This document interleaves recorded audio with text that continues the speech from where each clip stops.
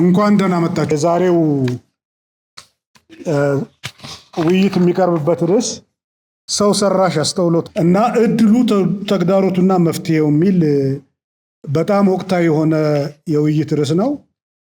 በዚህ አጋጣሚ ይሄንን የውይይት ርዕስ የመረጡትን ሰዎች ከዛም በተጨማሪ ደግሞ በዚህ ውይይት ርዕስ ላይ ለመናገር ሲጋበዙ ፈቃደኛ የሆኑትን ሰዎች እጅግ በጣም አድርገን እናመሰግናለን እና እዚህ አዳራሽ ውስጥ ያላችሁት በበይነ መረብ ደግሞ የሚከታተሉ ሰዎች አሉ። እነሱንም በዚህ ውይይት ለመሳተፍ እንኳን ደህና መጣችሁ እንላለን። ይሄ ውይይት የሚመራልን ዶክተር ብርሃኑ በሻህ ነው። ዶክተር ብርሃኑ በሻህ በአዲስ አበባ ዩኒቨርሲቲ ተባባሪ ፕሮፌሰር ነው። ከዚህ በፊት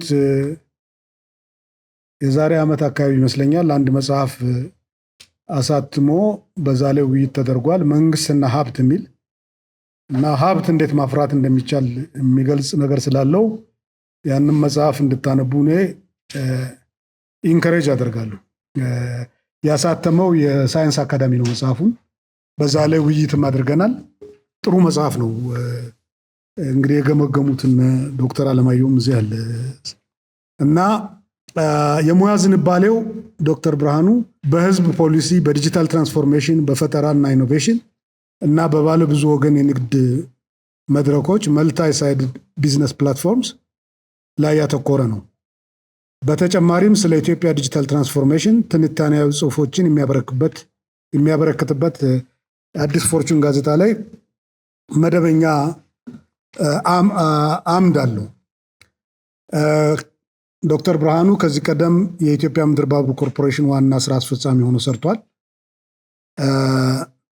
ከዛም በፊት የኢትዮጵያ ምድር ባቡር ኮርፖሬሽን ምክትል ዋና አስፈጻሚ፣ የአፍሪካ ምድር ባቡር ትምህርትና ምርምር ማዕከል መሪ፣ ሴንተር ኦፍ ኤክሰለንስ ነው እዚህ እኛ ጋር ስላለ ነው። እንዲሁም በአዲስ አበባ ዩኒቨርሲቲ የምድር ባቡር ምህንድስና ማዕከል ኃላፊ ሆኖ አገልግሏል። በጥራትና አስተዳደር፣ በብሔራዊ ጥራት መሰረተ ልማት፣ በቴክኖሎጂ ሽግግርና ፈጠራ፣ በሎጂስቲክስ እና አቅርቦት ሰንሰለት አስተዳደር እንዲሁም በስራ ላይ ደህንነትና ጤና ጥበቃ ዘርፎች ከ60 በላይ የምርምር ስራዎችን በሀገር ውስጥና በዓለም አቀፍ ደረጃ በሳይንሳዊ መጽሔቶችና ጉባኤዎች ላይ አሳትሟል። ዶክተር ብርሃኑ የኢትዮጵያ ወጣት ሳይንስ አካዳሚ መስራች አባል ወይም ፋውንዲንግ ፌሎ ነው እና የኢትዮጵያ ሳይንስ አካዳሚ ደግሞ ሬጉላር ወይም ሙሉ አባል ነው። እንግዲህ ዶክተር ብርሃኑ ተናጋሪዎቹን እሱ ነው የሚያስተዋውቀው። እኛ የምንጠብቀው እነሱ የሚያቀርቡትን ካቀረቡ በኋላ ቤቱ ውይይት እንዲያደርግበት ነው። በጣም ወቅታዊ የሆነ ብዙ እድል የሚፈጥርና ብዙ ደግሞ ስጋት ይዞ የሚመጣ ስለሆነ በዚህ ላይ እንግዲህ ፍሬያማ የሆነ ውይይት እናደርጋለን ብዬ እገምታለሁ። በዚሁ ዶክተር ብርሃኑ ወደ መድረክ ጋብዛለሁ። እንዴት ዋላችሁ? ያው ፕሮፌሰር በላይ ረዘም አድርጎ ነው ያስተዋወቀኝ። አመሰግናለሁኝ። ይህንን የሰው ሰራሽ አስተውሎትና ስነ ጥበብ በሚል ርዕስ ይህን ውይይት የኢትዮጵያ ሳይንስ አካዳሚ አዘጋጅቶ አወያይ እንደሆን ስለጋበዘኝ በቅድሚያ ማመስገን እፈልጋለሁኝ። እዚህ ላይ እንግዲህ ያው ወቅታዊ ጉዳይ እንደሆነ ግልጽ ነው። ሁለት ነገር ነው ያለን። አንደኛው የሰው ሰራሽ አስተውሎት የሚለው ጉዳይ ነው። ይሄ እንግዲህ ዘመን አመጣሽ ቴክኖሎጂ ነው። ናዥ የሚባል ያስቸገረ የቴክኖሎጂ ለውጥ ነው ማለት ይቻላል። ይሄ በአንድ በኩል አለ። በሌላ በኩል ደግሞ የስነ ጥበብ ወይም ፐርፎርሚንግ ኤንድ ክሬቲቭ አርትስ የሚለው እንግዲህ የኢትዮጵያ ስነ ጥበብ መቼ ጀመረ ወይንም ምን ያክል ታሪክ አለው ቢባል ለመቁጠር የሚያዳግት ወይም የማይቻልበት ደረጃ ያለው እድሜ ያለው ዘርፍ ነው እና እንግዲህ ይህንን እድሜ ጠገብ የሆነ ሙያ ዘርፍ ዘመን አመጣሹ ከሰው ሰራሽ አስተውሎት ጋር እንዴት አድርገን እናየዋለን፣ እንዴት እናቀናቸዋለን፣ እንዴት አብሮ እንዲሄድ እናደርጋለን የሚል ነው የሚሆነው።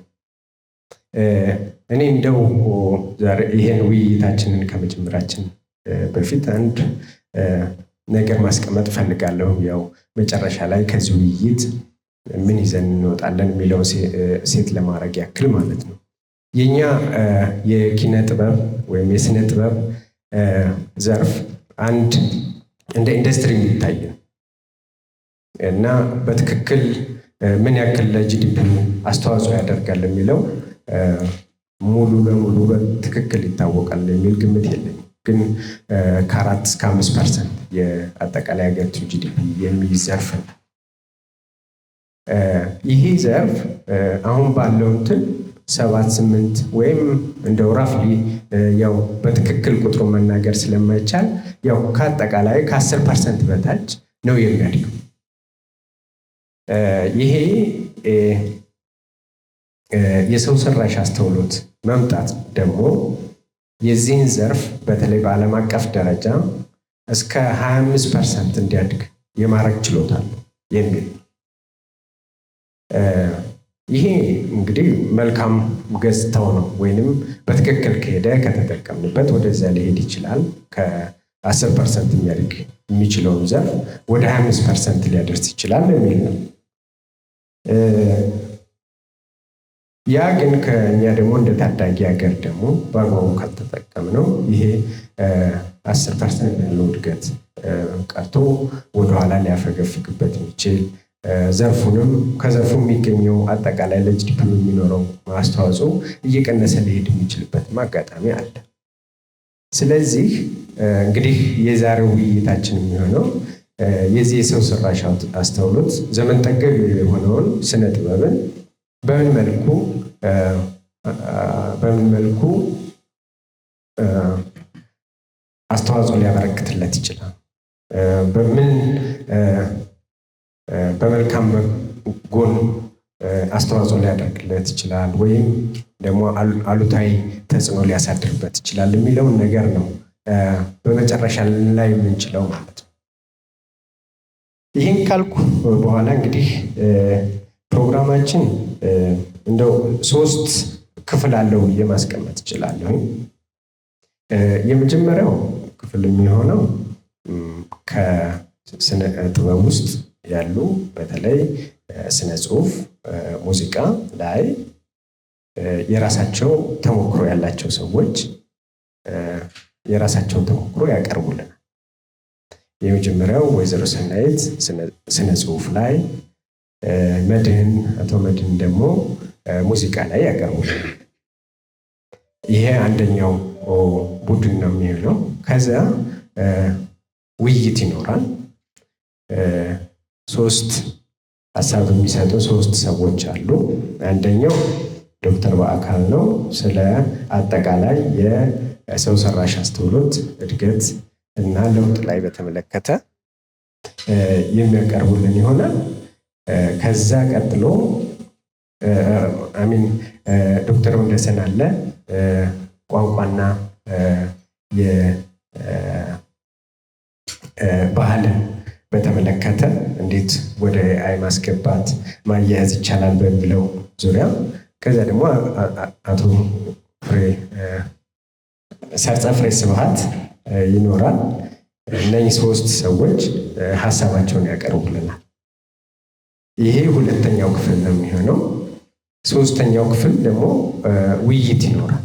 በአካል እዚህ ያላችሁ በበይነ መረብ የምትሳተፉ ሰዎች ጥያቄ ለፓናሊስቶቹ አጠቃላይ ሊነሱ የሚችሉ ነገሮችን ይቀርባሉ ብለን እናስባለን። ይሄ ነው እንግዲህ ፕሮግራማችን የሚሆነው። ስለዚህ ወደ መጀመሪያው ፕሮግራም ነው የሚሄደው። የራሳቸውን ተሞክሮ AI እና ስነ ጽሁፍ ላይ ወይዘሮ ሰናይት ጥበቡ የመጀመሪያውን ንግግር ያደርጉልናል። በስነ ህዝብ የዲሞግራፊ እና በተዋልዶ ጤና ዘርፍ ከ25 ዓመት በላይ ልምድ ያላቸው ባለሙያ ናቸው። በተለያዩ መንግስታዊና መንግስታዊ ባልሆኑ ድርጅቶች በፕሮግራም በምርምር ዘርፍና በአማካሪነት አገልግለዋል። የስነ ህዝብ ጥናት የማስተርስ ዲግሪ ያላቸው ሲሆን በተለይ የስነ ህዝብ ጉዳዮች በተለይም የስነ ህዝብ ትሩፋት ዲሞግራፊክ ዲቪደንድ በተመለከተ ብዙ አበርክቶ አላቸው። እዚህ ዛሬ ጋበዝናቸው ርዕስ ከአንባቢው በሚል በአማኑኤል ሆስፒታል ግድግዳዎች መካከል የተደበቀው ልዩ ዓለም በሚል ርዕስ ከሰው ሰራሽ አስተውሎት ጋር በመተባበር ያዘጋጁትን መጽሐፍ አስመርቀዋል። በዚህ ምክንያት ዛሬ እዚህ የጋበዝናቸው ተሞክሯቸውን ያቀርቡልናል። አቶ መድን ሙዚቃ ላይ የሙዚቃ ምርምር በመስራት በማስተማር እና ደግሞ ፕሮዲውስ በማድረግ ብዙ ስራ የሚሰሩ ሰው ናቸው፣ ባለሙያ ናቸው። ከአዲስ አበባ ዩኒቨርሲቲ ከያሬድ ሙዚቃ የኤምኤ ዲግሪያቸውን አግኝተዋል። በአሁኑ ጊዜ ደግሞ በጅማ ዩኒቨርሲቲ በሙዚቃ ትምህርት ክፍል አባል ናቸው። ከዚያም አልፈው የራሳቸውን የሙዚቃ ትምህርት ቤት ፋንኪ ሙዚቃል ስኩል ይላላቸው። የተለያዩ በፕሮዳክሽን ዘርፍ በጣም ብዙ ስራ እንደሰሩ ነው ሲቪያቸው የሚያሳየው። የማጀቢያ የፊልም ሙዚቃዎችን በማዘጋጀት ብዙ ስራ ሰርተዋል። አሁን ደግሞ የኤአይ ለሙዚቃን በተመለከተ የተለያዩ ከአሁን በፊትም ሌላ ፕሮግራም ላይ እንደዚሁ ሀሳባቸውን ሲያካፍሉ ነበረ። እዚህ ላይ ኤክስፐሪመንት እያደረጉ ስለሆነ ያላቸውን ተሞክሮ እንዲያካፍሉ። እሺ፣ አመሰግናለሁኝ። ወደ ዋናው ነገር ከመግባቴ በፊት በቅርቡ ያነበብኩትና ትንሽ ፈገግ ያሰኘኝን አጋጣሚ እሱን በመናገር ልጀምር።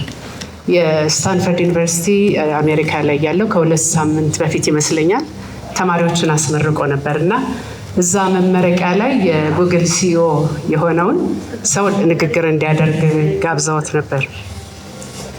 ንግግር እንዲያደርግ ሲጋብዙት እሱ ለቤተሰቦቹ ምንድነው ብናገር ጥሩ፣ ለጓደኞቹ ለቤተሰቦቹ ምንድነው ብናገር ጥሩ ብዬ ስጠይቃቸው ባትናገር ይሻላል ያሉኝ ነገር ይበዛል ከምናገረው አለና ባትናገር ያለው ላይ ምን ይላል? ስሙ ሳንደር ፒቻይ ነው። ፒቻይ ስፔሊንጉ PICHAI ነው። ስለዚህ ባትናገር ያተዋራ ያሉት ይመስላል። ይህንን ሳይ የሱ ስፔሊንግ ላይ ኤአይ አለ አልኩና ትዝ ሲለኝ ለካ የኔን ስም ላይ ኤአይ አለ። SENAIT ነው። በጣም ደስ አለኝና ለመጀመሪያ ጊዜ ስሜ ላይ ኤአይ መኖሩን ተረዳውና ሁሌም እንደማደርገው እንደለመድኩት ስልኬን ብድግ አድርጌ ኤአይ የኢትዮጵያ ስሞች የሆኑ ኤአይ ያለባቸውን እስኪ ንገረኝ አልኩት። ሁሌም ከእሱ ጋር ስለምውል ማለት ነው። ስለው በመጀመሪያ አፄ ኃይለ ሥላሴ አልኩኝ። ሁለተኛ እቴጌ ጣይቱ፣ ሶስተኛ ኃይሌ ገብረስላሴ። በቃ ይበቃል አልኩት። ለማንኛውም ከኤአይ ተራ ስሜ በመመደቡ ደስ ብሎኛል።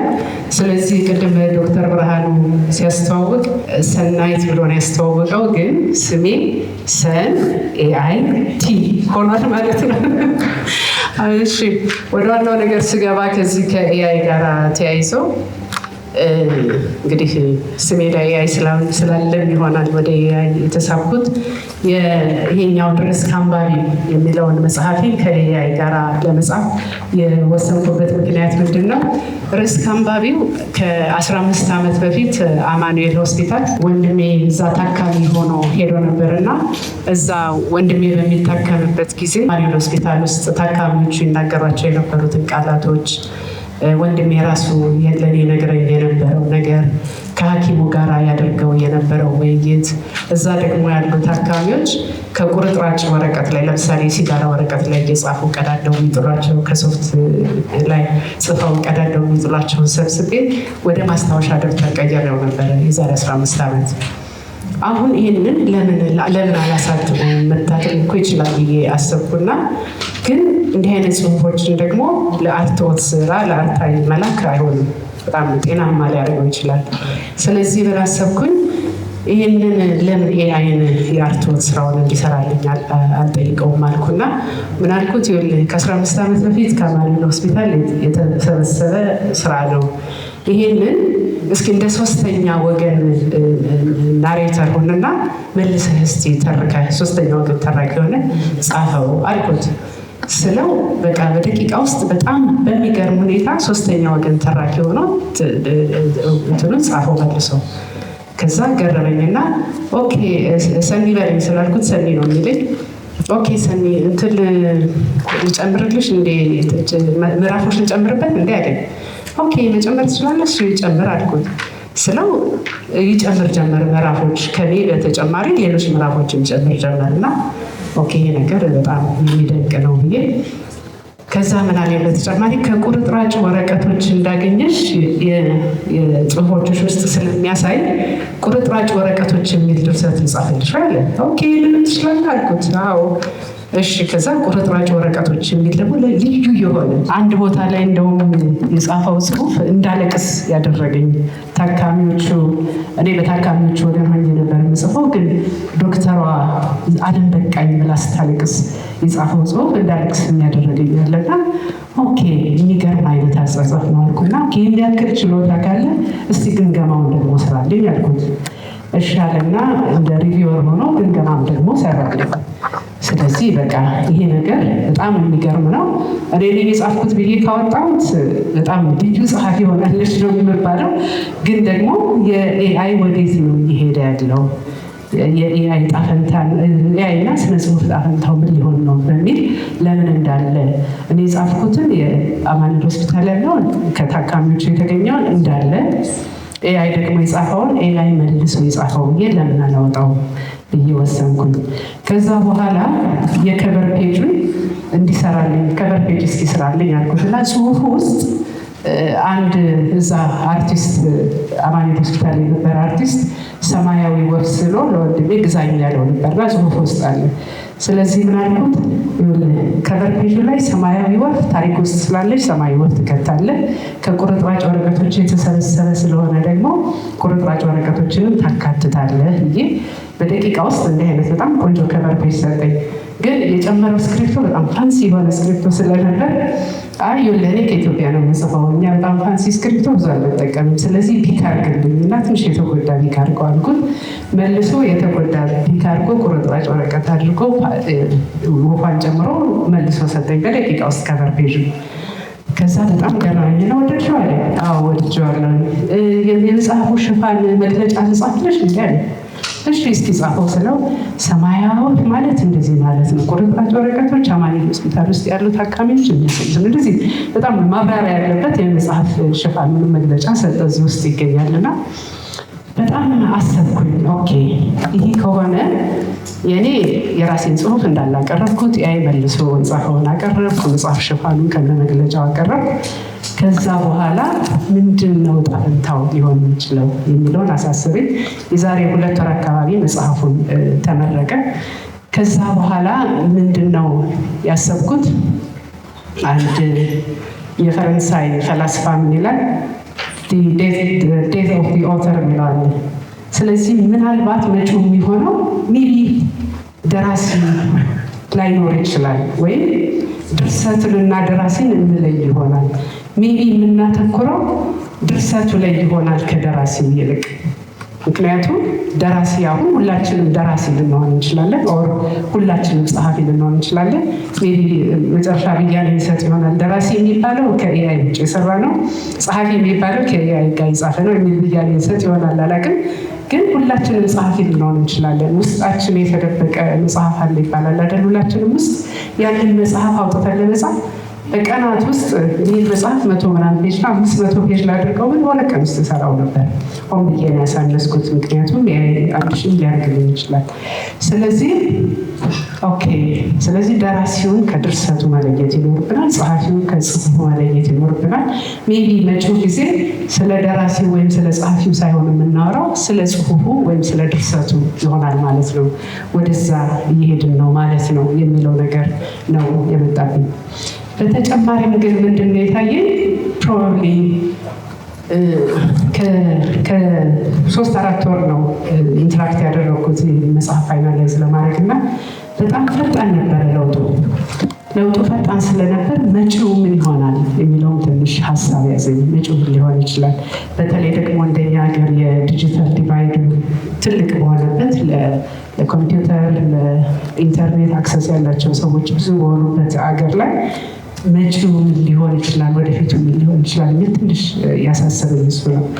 ደግሞ መጪው ወይም ወደፊቱ ስንል 5 ዓመት 10 ዓመት አይደለም፣ 2 ወር ሊሆን ይችላል፣ ነገ ሊሆን ይችላል። ምክንያቱም በጣም ፈጣን ነው እያደረገ ያለው ለውጥ። ከ6 ወርም ከዓመትም በኋላ ሊሆን ይችላል እና መጪውን ለመወሰን ዛሬ ምንድን ልንሰራ ይገባል፣ እያንዳንዳችን ኃላፊነታችን ምን ሊሆን ይገባዋል የሚለውንም ሀሳብ ነው እንዲጭር ያደረገኝና ጠቅላላ አድርጌ ሳየው የነበረኝ ኢንትራክሽን በጣም ደስ ይላል። በጣም ቆንጆ ውብ የሆነ ጽሑፍ እንድጽፍ ነው ያደረገኝ። ግን ደግሞ ምናልባት ይሄ ዲጂታል ዲቫይዱ ወደፊት ሄዱና ወደኋላ የሚቀሩ ይኖሩ ይሆኑ የሚለው ወይም ደራሲውን ከድርሰቱ መለየት ጸሐፊውን ከጽሑፉ መለየት ደረጃ ላይና ጽሑፍ ተኮር የሆነ ሁላችንም ጸሐፊ ልንሆን ስለሆነ አይነት ውስጥ ልንገባ ነው ወይ ለዛ ሲህግ ማቀፉም ሊሆን ይችላል አይነት ነገር ነው የጫነብኝ። በፕሮፌሽናሎች በኋላ ዲስከሽን ስለሚቀርብ የተሰማኝ ነው። ግን በጣም ጥሩ ጊዜ ነው ያሳለፍኩት ለማለት ነው። አመሰግናለሁ። እኔ እንግዲህ ከሙዚቃ ዘርፍ ነው እዚህ ቦታ እንድናገር የተጋበዝኩት። እንደ ሙዚቃ አቀናባሪነቴ፣ ከዛ እንደ ሙዚቃ መምህርነቴ፣ ከዛ ደግሞ ቴክኖሎጂው ላይ ጥናት እንደሚያጠና ሰው፣ አሁን ኤአይም ደግሞ እንደዚሁ በቅርበት እንደሚከታተል ሰው ትንሽ ነገር ላውራና ከዚህ በፊት ምን ላይ ነበረ እኔ ማተኩር የነበረው ሙዚቃን ወደ ዲጂታል ቴክኖሎጂ ለማምጣት በሚደረገው ጥረት ውስጥ እንደምታውቁት በኮምፒውተር ሁሉንም ነገር መስራት ተጀምሮ ከዛ እሱ ነገር ሰክሰስፉል ሆኖ በጣም ኢዚ በሆነ መንገድ እሱ ረን እያደረገ ነበር። እኛም ሀገር እንደምታውቁት ከእንደ ኤልያስ መልካ ጀምሮ እና በጋዝ ሌሎቹም ብዙ አሁን ኢትዮጵያ ውስጥ የምናከብራቸው አቀናባሪዎች ያንን ቴክኖሎጂ በመጠቀም ብዙ ስራ ሰርተውልናል። ከዛ ያ ቴክኖሎጂ ገና መጥቶ ብዙ ሰዎች ደግሞ አጥንተውት ገና ሳይጨርሱት ይሄ ኤአይ የሚባለው ነገር መጣና እዛኛው ላይ ይሁን የነበረውን ነገር እና እዚኛው ላይ ይሁን የነበረውን ነገር አንዳንዴ ኮምፔር ሳደርገው እሱ ነው ትልቅ እንትን ሆኖ የማገኘው እና እዛኛው የዲጂታል ቴክኖሎጂው ላይ ይደረግ የነበረው ነገር በጀት ለሌላቸው የሙዚቃ አቀናባሪዎች እና ሌሎች ባለሙያዎች የሙዚቃ መሳሪያዎችን እና ይሄ ስቱዲዮ ውስጥ ሊያስፈልጉ የሚችሉ ውድ እቃዎችን ወደ ሶፍትዌርነት ቀይሮ አስመስሎ ማለት ነው እነዛን ሪሊ ሲሙሌት አድርጎ እነሱን እንዲመስል አድርጎ ለምሳሌ የሙዚቃ ኢንስትሩመንቶች ስንል ከፒያኖ ጀምሮ የትንፋሽ መሳሪያዎችን የምት መሳሪያዎችን ሁሉ ወደ ሶፍትዌርነት ቀይሮ ምናልባትም ሁለት አይነት መንገድ በመጠቀም አንደኛው ፕሮግራሚንግ በመጠቀም እነዛን ሳውንዶች የማስመሰል ነው። ሁለተኛው ግን ራሱን ኢንስትሩመንቱን ሪከርድ እያደረጉ ወደ ፕሮግራም በማድረግ እነዛን ነገሮች ሰዎች ስቱዲዮ ውስጥ እንዲጠቀሟቸው ማድረግ ነው። ስለዚህ እነዚህ ነገሮች ሪላቲቭሊ ከእውነተኛ ኢንስትሩመንቶች ሊሰጡ ከሚችሉት ውጤት ጋር ተቀራራቢና ወይም ተመሳሳይ የሆነ ውጤት ሲሰጡ ቆይተዋል። ከዛ አሁን ደግሞ ኤአይ መጣና ምንም ሪል ኢንስትሩመንት አያስፈልግም።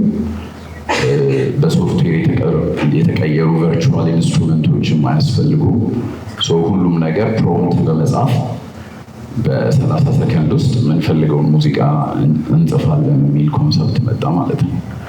ይሄኛው ሲመጣ ምን አይነት ነገር ይዞ መጣ፣ ከዛ ከኢትዮጵያ የባህላዊና ዘመናዊ ሙዚቃዎች አንጻር ምን አይነት ጥቅም ይዞ መጣ የሚለውን ስናየው ትንሽ አንዳንዴ ሾኪንግም ነው፣ ደንገጥ ያደርጋልና እሱን ማሰብ ያስፈልጋል የሚልም ሀሳብ ይዤ ነው የመጣሁት ዛሬ።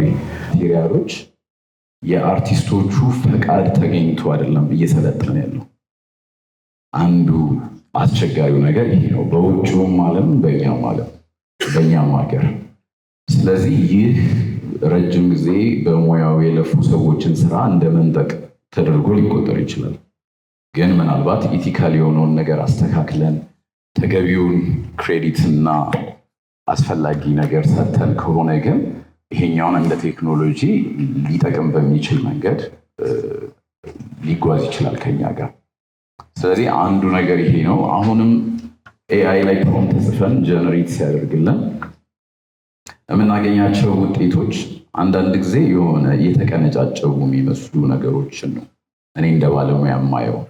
ለምሳሌ የኢትዮጵያ ሙዚቃን ላይ ብትጠይቁት የሆነ ፍሬዙን ከአስቴር አወቀ፣ የሆነ ነገሩን ከኤፍሬም፣ የሆነ ነገሩን ከጥላሁን እየወሰደ እነዛን ፍሬዞች እየሰካካ፣ ምክንያቱም ኤአይ ላይክ ማሽን ነው። ወዘነ ሰከንድስ ሁሉንም የዳታዎች በአንድ ጊዜ አናላይዝ አድርጎ የሚፈልገውን ወስዶ ያንን መስራት ስለሚችል ማለት ነው። እና እኛ በፍጥነት መስራቱ ላይክ ሊያስደንቀን ይችላል። ግን እነዚህ ነገሮች እስካሁን እንዳየዋቸው ከሆነ ስቲል ከስርቆት የማይተናነሱ ናቸው። በሙዚቃው ዘርፍ ውስጥ ያሉት ነገር እነዚህን አድሚት ማድረግ ያስፈልጋል። ምክንያቱም ይሄንን ነገር እኔ ሞክሬ ያየሁት ነው፣ ሌሎች ሰዎችም ሰርተውት የወጡ ነገሮች ላይ ያየሁት ነገር ስለሆነ ነው። እና ሌላው ግን እንደ ባለሙያ አንዳንድ ሰዎች ደግሞ ይጠቀሙትና ከዛ ያንን ነገር ክሬዲት ያለመስጠት ነገር ደግሞ አስተውላለሁ። አሁን እየወጡ ያሉ አልበሞች ላይ ኤአይ በደንብ እየሰማው ነው። ኦፊሻሊ ሜንስትሪም ሚዲያው ላይ ሊደመጡ የሚችሉ አልበሞች ግን እነዛ ድምፃውያንም ሆኑ ከጀርባ ያንን ሙዚቃ በመስራት ውስጥ የተሳተፉ ሰዎች እዚህ ሙዚቃ ላይ እንደዚህ አይነት ፓርት ላይ ኤአይ ተጠቅም ያለው እዚህ ቦታ ደግሞ እንደዚህ ያርግ ያለው ብለው ዲስክሎዝ አያደርጉም ወይም ክሬዲት አይሰጡም። ስለዚህ ይሄ ሲሆን አሁንም ለእድገታችን ሳይሆን የምንጠቀመው እየሆነ የሚሄደው ስቲል ወደ ማይሆን መንገድ ነው የሚሄደው እና እነዚህ ነገሮች በሶሻል ሚዲያውን በተለያየ መልክ ሰዎች ከሰዎች ሲያጣሉ ሁላ እያየው ነው።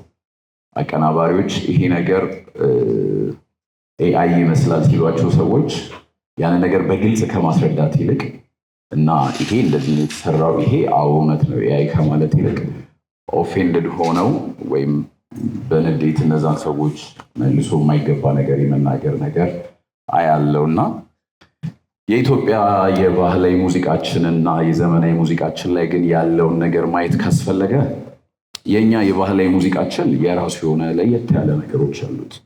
ስለዚህ ኤአይ እንዴት ነው ከኛ ጋር መጥቶ እየተዋሃደ ያለው በሚጠቅም ነው ወይ የኛን ነገር አንደርስታንድ ያደርገዋል ወይ የሚለውን ስገመግም ገና አንደርስታንድ አላደረገንም። አንደርስታንድ እንዲያደርገን ደግሞ በደንብ ራሳችንን አሳልፈን እናስጠና ወይ የሚለውም እሱ ሌላ ጥያቄ ነው። ያስፈልገናል አንደርስታንድ መደረግ በኤአይ ራሱ የሚለው ነገር ማለት ነው። ስለዚህ የኛ የባህል ሙዚቃዎቻችን ከዜማዎቻችን የምናንጎራጉሩበት መንገድ ጀምሮ ቅላጼ የበዛባቸው ራፍ የሆኑ ሳውንዶች አሉን። ሪትም ላይ ብዙ ጊዜ ስትሪክት አይደለንም፣ ምክንያቱም ኢሞሽን ላይ ስለምናተኩር። ከዛ ውጭ ግጥሞቻችን የኑሯችን ነጸብራቅ ናቸው። የእያንዳንዱ ኤክስፒሪየንሶቻችን ኑሯችን ያሳለፍነው ነገር ነጸብራቅ ናቸው። ቅኝቶቻችን እንደምናውቀው አትሊስት በሰሜኑ እና በመካከለኛው ኢትዮጵያ ላይ ያሉት ፔንታቶኒክ ናቸው እና እነዚህን የሚመስሉ ነገሮች ስራልኝ ስትሉት መጥቶ በእናንተ ባህል ውስጥ ያለን ነገር አይሰራም። ፔንታቶኒኩን ዳያቶኒክ ያደርገዋል፣ ትዝታውን ሌላ ነገር ያደርገዋል እና ለምሳሌ እንጉርጉሮ የበዛባቸው ወይም የጉሮሮ ቅላጼ የሚበዛባቸውን አይነት ዜማዎች ወስዶ እንደ ምዕራባውያኑ ቀጥ ያደርጋቸዋል። እኛ በጣም ኤምፋሲስ አድርገን ፔንታቶኒኩ ላይ የምንሰራውን ነገር እሱ ዳያቶኒክ ይቀላቀልበታል። ሪትሞቻችንንም እንደዛውና ከምት ጀምሮ በተለይ የሙዚቃ መሳሪያዎቻችንን እኔ ከቻይና ከምናምን በተለይ ወደ ኤዥያ ካሉ ኢንስትሩመንቶች ጋር በጣም ሚክስ ያደርጋቸዋል እያስተዋልኩ ያለሁት። ማሲንቋችንን ስቲል ከለሩን አላመጣውም፣ አጫወቱንም አላመጣውም፣ እንደዛው ክራሩም እንደዛው አልመጣም። ስለዚህ ባልመጣበት ሁኔታ በዚህ የተሰሩ ነገሮችን እስከ ሜይንስትሪም ሚዲያ ድረስ ይዞ መምጣት ትውልድን እንዲሳሳት ዲስኢሉድ እንዲሆን ልናደርግ ስለምንችል እኔ በጣም ጥንቃቄ ያስፈልገዋል ብዬ አስባለሁ። እስካሁን ድረስ ሰዎች በግል ፍላጎታቸው በኤአይ ሙዚቃ ይሰራሉ። አሁን ደግሞ የማየው ላይክ በመንግስት ደረጃ ያሉ ተቋማትም ይሄንን ነገር ኢንከሬጅ እያደረጉ አዋርድ እያደረጉ እያየው ስለሆነ እነዚህ ነገሮች ወይ ደግሞ በባለሙያዎች የሚገመገሙበትና የአዩን አድቫንቴጁን ባለሙያው ብቻ እንዴት በአግባቡ ምንድነው ኢቲካሊ መጠቀም እንደሚችል ሊረዳ ስለሚችል ባለሙያው መጠቀም የሚችልበት ነገር ቢፈለግ ነው ደግሞ የምለው። ምክንያቱም ለአንድ የሙዚቃ ባለሙያ ወይም ኮምፖዘር ወይም ኢንስትሩመንት ተጫዋች በፍጥነት ብዙ ስራዎችን መስራት አይደለም በጣም ኮንሰርን የሚያደርገው ነገር ብዬ ነው የማስበው። የሚያሳስበው የሚመስለኝ የራሱን መንገድ ፈልጎ አግኝቶ ከሌሎች ሰዎች የሚለይበትን በዛ መንገድ ሄዶ ማስተርፒስ የሆነ ስራ መስራት ይመስለኛል በጣም የሚያሳስበው የሚመስለኝ። ከዛም የተነሳ አንድ ስራ ሲወጣ ኢምፓክቱ ነው ትልቁ ነገር እንጂ የፈጀው ዓመታት እንደ አርቲስት ስንትም ዓመት ሊፈጅ ይችላል፣ ስንትም ወር፣ ስንትም ሳምንት። እስናት መጨረሻ አንድ አርቲስት ጀጅ መደረግ ያለበት ምን ያህል ሰራህ በሚለው ሳይሆን ምን ያህል ኳሊቲ ያለው ነገር ሶሳይቲው ላይ ወይም ሌሎች ሰዎች ላይ ኢምፓክትፉል የሆነ ነገር አምጥታል የሚለው ነው መሆን ያለበት። ከዚህ አንፃር ኤአይ ለፍጥነት ለምናምን ሊረዳን ይችላል፣ ግን ቀደም እንዳወራ ነው የተቀነጫጨቡ ነገሮች የሚመስሉ ነገር ከሰጠን ነገ እንታወስበትም እንደ አርቲስት በዛ ስራ። ከዛ ይልቅ ግን እንደ ባለሙያ ኤአይን መጠቀም ባለብን ነገር ብቻ ሊሚትድ በሆነ ለምሳሌ ኢንስፓይሬሽን ለማግኘት ሊሆን ይችላል። ከዛ ባለፈ ደግሞ ስቱዲዮአችን ውስጥ እንዲሁ በሪከርዲንግ እና በኋላ ላይም በኤዲቲንግ በሚክሲንግ ስራ ውስጥ አድካሚ የሆኑ ግን ክሪኤቲቭ ያልሆኑ ፓርቶች አሉ እንደ ሙዚቃ። ስለዚህ እነሱ ቦታ ላይ ኤአዩ እነዛን ስራዎች እንዲሰራቸው ካደረግን እኛ እንደ ሰው የሰውነት አሻራችንን ክሪኤቲቭ በሆነው ፓርት ላይ እያስቀመጠን ከሰው ለሰው የሚሆን ነገር እንሰራለን ብዬ አስባለሁና መጨረሻ አንድ ነገር ልናገር። አንዲት ሴት ያለችው ነገር ነውና አይቶት እኔ ኤአይ ሲመጣ ልክ አሁን እንዳልኳችሁ አድካሚ የሆነውን ስራ ይሄ ቤት ውስጥ ቤት ማጽዳቱን፣ ላውንደሪ ማድረጉን፣ ቀለም መቀባት ምናምን ቤት ማሳመር ላይክ ሰው መሆን የማይፈልገውን ነገር የሚሰራልኝ መስሎኝ ነበር። እና አሁን ግን እሱ ኤቭሪቲንግ ራይተር ነች ሴትዮዋና እሱ ኤቭሪቲንግ ሁሉን እየሰራልኝ እኔ ሽንት ቤት እያጸዳው ቤት እያጸዳው ነው ሙሉው አለችና እየተገለባበጥን ነው። ሂውማን ስፒሺስ የራሱን ኢንተሌክት አሳልፎ ለማሽን ከሰጠ ነገ ድርሻው ምንድን ነው የሚሆነው የሚለው ነው የሚያሳስበኝና እችን ነገር ካልኩኝ ይበቃኛል። ቴንክ ዩ። እንግዲህ አሁን ወደ ውይይቱ ልንሄድ ነው። እነዚህ ፓናሊስቶችን አጠር አድርጌ አስተዋውቃቸዋለሁ። መጀመሪያ ዶክተር በአካል ግዛቸው በአዲስ አበባ ዩኒቨርሲቲ ኮሌጅ ኦፍ ቴክኖሎጂ ዲፓርትመንት በኤአይ ዘርፍ ተመራማሪ አስተማሪ ናቸው። በዚህ በኤአይ ዘርፍ በተለይ ክፍያ ፋይናንሻል ቴክኖሎጂ ኤአይ ቤዝድ ሎን ሲስተም የሰራ ተቋም ነው። እዚያ ላይ ዋና ባለሙያ ሆነው አገልግለዋል። ከዛ ባሻገር የኢትዮጵያ አርቲፊሻል ኢንተለጀንስ ፖሊሲ ላይ ሊድ ሆነው አገልግለዋል። በግብርና ዘርፍ እንደዚሁ አስተዋጽኦ አድርገዋል እና በዚህ በኤአይ ዘርፍ እንግዲህ ግንባር ቀደም ባለሙያቸው ይቻላል ያጎደሉት ነገር ካለ ዶክተር ዋካል ይጨምርበታል ብዬ አስባለሁ። ሌላው ዶክተር ወንደሰን ነው። ዶክተር ወንደሰንም እንደዚሁ አዲስ አበባ ዩኒቨርሲቲ ስኩል ኦፍ ኢንፎርሜሽን ሳይንስ ውስጥ ነው ያለው። የአዲስ አበባ ዩኒቨርሲቲ የዲጂታላይዜሽን እና ኢንፍራስትራክቸር ምክትል ፕሬዚዳንት ናቸው። በዚህ በማሽን ለርኒንግ እና በተለይ ደግሞ የቋንቋ ላይ መሰረት አድርገው ነው ፒኤችዲያቸውን የሚሰሩት፣ የተለያዩ ጥናቶችን የሚሰሩት። አብረን ነበር የመጣ ነው። የሰራውን ነገር እኮ ፕሮጀክት ምን አልገለጽክም ስለው አዎ ተዘርዝሮ አያልቅም ነው ያለ። ሶስተኛ የአቶ ሰርጸ አርቲስት አቶ አይባልም አቶ ስል እየቸገረኝ ነው። ያው ሰርጸ በብዙ በየቤታችን ያለ ሰው ነው፣ የሚታወቅ ሰው ነው። ለእናንተ ለማስተዋወቅ በጣም ያስቸግረኛል። ግን ያው የአዲስ አበባ ባህልና ቱሪዝም ቢሮ ምክትል ዳይሬክተር ሆኖ አገልግሏል። ከዚያ በፊት የኢትዮጵያ ቱሪዝም ድርጅት ምክትል ዋና ስራ አስፈጻሚ ሆኖ አገልግሏል።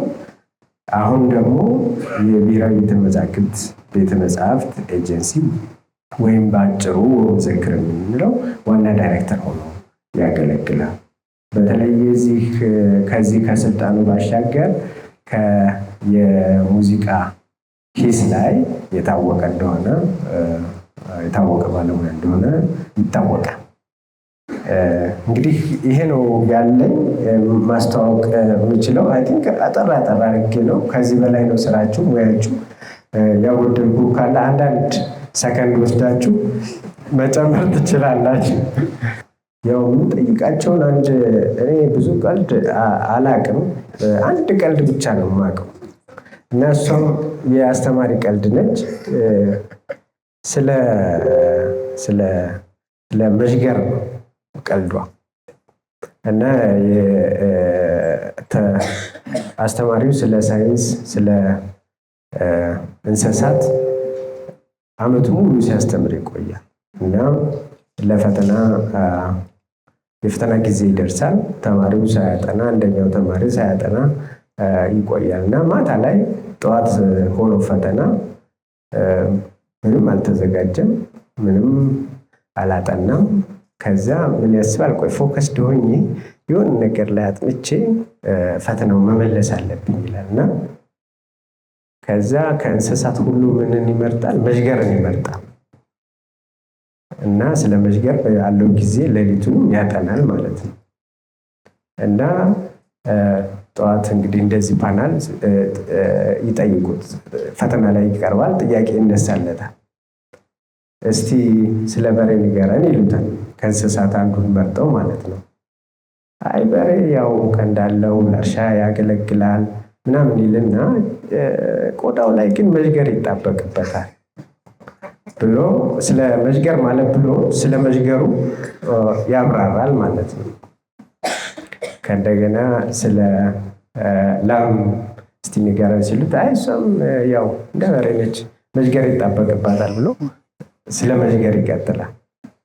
እና አስተማሪዎቹ ይህንን ያውቁበትና ስለ መዥገር ብቻ እንዳጠና ያውቁበትና ቆይ መዥገር የማይጣበቅበት ነገር እስቲ እንስሳን ጠይቀው ይሉታል። እና እስቲ ስለ አሳ ንገረን ይሉታል። አይ አሳ እንኳን ያው ባህር ውስጥ ነው የሚኖረው እንደ በሬ እንደ ላም መዥገር አይጣበቅበትም ብሎ ስለ መዥገሩ ነው የሚያወራው። እና እንደዚህ ፓናል ዲስከሽን እንግዲህ እኛ የፈለግነውን እንጠይቃለን፣ እነሱ የተዘጋጁትን ነው የሚመልሱ። የመጀመሪያ ጥያቄ የሚሆነው ለዶክተር በአካል ነው የሚሆነው።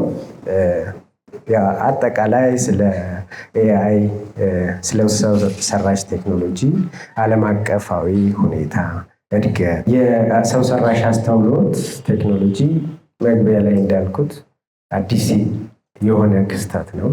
በዓይናችን ያየኑ አብዮት ነው እና የዚህ ቴክኖሎጂ ዓለም አቀፍ ሁኔታ እድገት፣ ለውጥ ምን ይመስላል? እንደተባለው ወይዘሮ ሰናይት እንዳለችው ከዚህ ከስነ ጥበብ አንጻር እና መሽገር አይጠበቅበትም። ኤአይ እየደርሷል ነው እና አስታውሳለሁ 2001 ፈረንጆቹ ጀምሮ ኢትዮጵያ መጥቼ 20 ላይ ብዙ ቦታ እንዲህ ንግግሮች ውይይቶችን ስናደርግ እያየሁት ነው የተቀየረው ንግግር ሌላ ነገር እየሆነ ሁሌ ሌላ ነገር እየሆነ አሁን ቀጥሎ ምን ይሆናል ሲባል እኔም አላውቀውም የሚል ላይ ደርሻለሁ። ኤአይ ምንድን ነው እየሆነ ያለው ስንል የሆነ እየዘገመ የሚለወጥ እንደዚህ የሚለወጥ ሳይሆን ልንጠብቀው ከምንችለው በላይ እየተቀየረ ያለ ፓራዲም ሽፍት ነው። ተመሳሳይ ነው። ይሄ የሴኮ ሰዓት የምትሽከረከረው ሲሸጥ የነበረው ካምፓኒ በታሪክ እንደምታውቁት ዲጂታል ክሎክ ሲመጣ ይሄ አንቀበልም፣ ስራ በጊር ነው፣ ሰዓት በጊር ካልሰራ ምን ነው ሰዓት ብለው አስበው ነበር።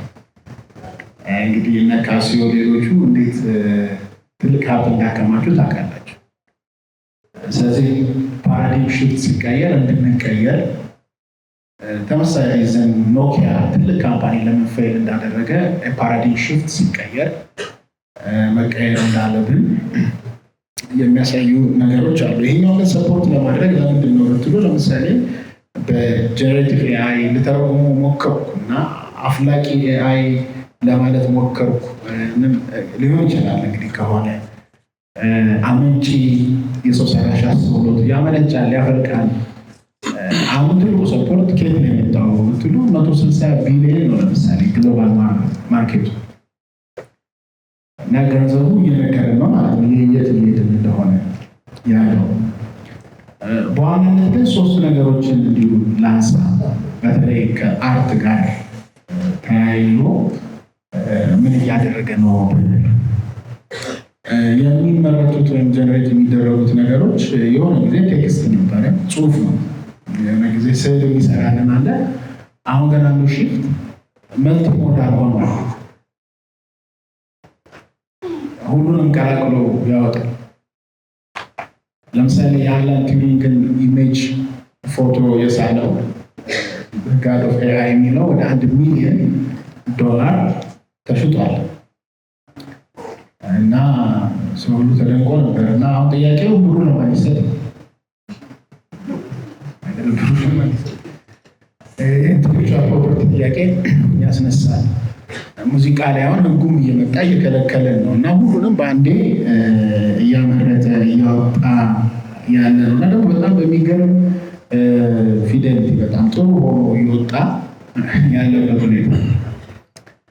ሁለተኛ ደግሞ በጣም መረዳት ያለብን ፈጠራ ዲሞክራታይዝ ተደርጓል። ዲሞክራታይዝ ተደርጓል። እንደ ዲሞክራሲ መብት ሁላችንም መፍጠር እንችላለን። የእኔ ጽሑፍ ጥሩ አይደለም በነገራችን ላይ አያምርም። ስዕሉ ጎበዝ አይመጣም፣ ዝቅተኛ ውጤት። አሁን ግን እሰጣለሁ እና ዋይካ እንግሊዝኛ ራሱ በጣም ነው የማወራው በአሜሪካ አክሰንት። እኔም ያልተማረውን ሰው ፕሮሞት ማድረግ የሚችል ሰው ዲሞክራታይዝ ተደርጎልናል ነው እኩል ሆነናል። መብታችን ነው። የትኛው ዲሞክራሲ ከተከበረው በላይ እዚህ ላይ ያለው ዲሞክራታይዜሽን እኩል አድርጎናል። ሁላችንም ጸሐፊዎች ነን ሆነናል። የሙዚቃ ባለሙያ ሆነናል። ሁሉንም ሆነናል። ምን አይነት ፕሮምፕት መጠየቅ እስካለብን ማንን መጠየቅ እንዳለብን ትንሽ ገንዘብ ካለን ደግሞ ፔድ የሆኑ ቨርሽኖችን ከያዘን ዲሞክራታይዝ መደረጋችን ነው። ስለዚህ ለማን ቀረ ነው ከቴክኒካሊ ከምንሰራው ኤክስኪዩሽን አሁን ሙዚቃ ሰው እንደሚማረው ከዛኛው ይልቅ አሁን ፕሮምፕት የምናደርግበት ኢማጂኔሽን ነው የተሻለ እየሆነ የመጣው። ስለዚህ ሙሉ በሙሉ ቀይሮናል ይከብዳል፣ ይተካናል ማለት ብዙዎችም ደፍረው አይወጡም። ግን አሁን ክሪኤቲቪቲ ሌላ ቦታ እየሆነ ነው። የሁማን ማይንድ ኢንድለስ ነው አቅሙ ይባላል። ግን ኤአይ ደግሞ ይረዳል። ሶስተኛ ማለት የምፈልገው ደግሞ በጣም ሃይፐር ፐርሰናላይዝድ ሆኗል። ለዛ ሰው የሚመቸው እንዲሆን ሆኖ እየመጣ ነው። ስለዚህ እሱን መቃወም ይከብዳል። ሁሌ የሚጣፍጠኝን ምግብ የሚሰጠኝ ሰው ለምንድን ነው የምጠራው? ቴምፕቲንግ ይፈተናል አይደል? ለምን? ስለዚህ እነዚህ ሁሉ እያመጣ ስለሆነ ከባድ የሆነ ለውጥ ነው በዓለም ላይ እያመጣ ያለው። ኢኮኖሚውን እሱን ነው የሚያሳየን። እኛስ ወዴት ነው የምንሄደው ስንል አንዳንድ ሰዎች ያሉትን ኮት ናልክ። ለምሳሌ ለንደን ስኩል ኦፍ ኢኮኖሚክ ግሮዝ ላብ ባወጣው ሪሰርች ላይ 83% ኦፍ ክሪኤቲቭ አርት ላይ የሚሰሩ ካምፓኒዎች ሪፖርት አድርገዋል። የነዋር ወርክ ፍሎ ኤአይን አስገብተናል ብለዋል። ትልቅ ቁጥር እኮ ነው። ስለዚህ በዓለም አቀፍ ደረጃ የሆነ የስዕል የሙዚቃ ውድድር ሄዳለሁ ብዬ ስል ሌቭል የሆነ እንትን የለንም አይደለ? ኤአይን ጨምረው እየተነሱ ነው። ይሄ ክሌም የተደረገው ነገር ነው። ስለዚህ ለምሳሌ የኢንዲቪያው ሲኢኦ ጄንሰን እንደሚለው ግሬተስት ቴክኖሎጂ ኢኳላይዘር ኦፍ ኦል ታይም ነው ይላል። ኢኳላይዝ አድርጎናል፣ እኩል አድርጎናል ሁላችንም። ሁሉም ፕሮግራመር ነው፣ ሁሉም አርቲስት ነው፣ ሁሉም ጸሐፊ ነው። እዛ ላይ ደርሰናል ይለናል። እና አንድ ሳርዳክ የሚባልም ሰው የቴክኖሎጂ አውተር እና ተናጋሪ ነው እና እሱም በግልጽ የሚለን ትራዲሽናል የሆኑ ባውንደሪን እኮ አጠፋው ይላል። በአርቲስቱና በቱሉ መካከል ያለውን ባውንደሪ አጠፋው፣ ጠፋ፣ ዲዞልቭ አደረገ። እና ቅድም ሰሚ ኤአይ እንዳቀረበችልን የመጀመሪያው መጽሐፍ ነው በአማርኛ እንግዲህ አሁን የሰማሁት። እና ግን አማዞን ላይ ሂድ ውስጥ ኤአይ አውተርድ ብዙ መጽሐፎች አሉ። አንዳንዶቹ ደግሞ ውድ ናቸው በጣም።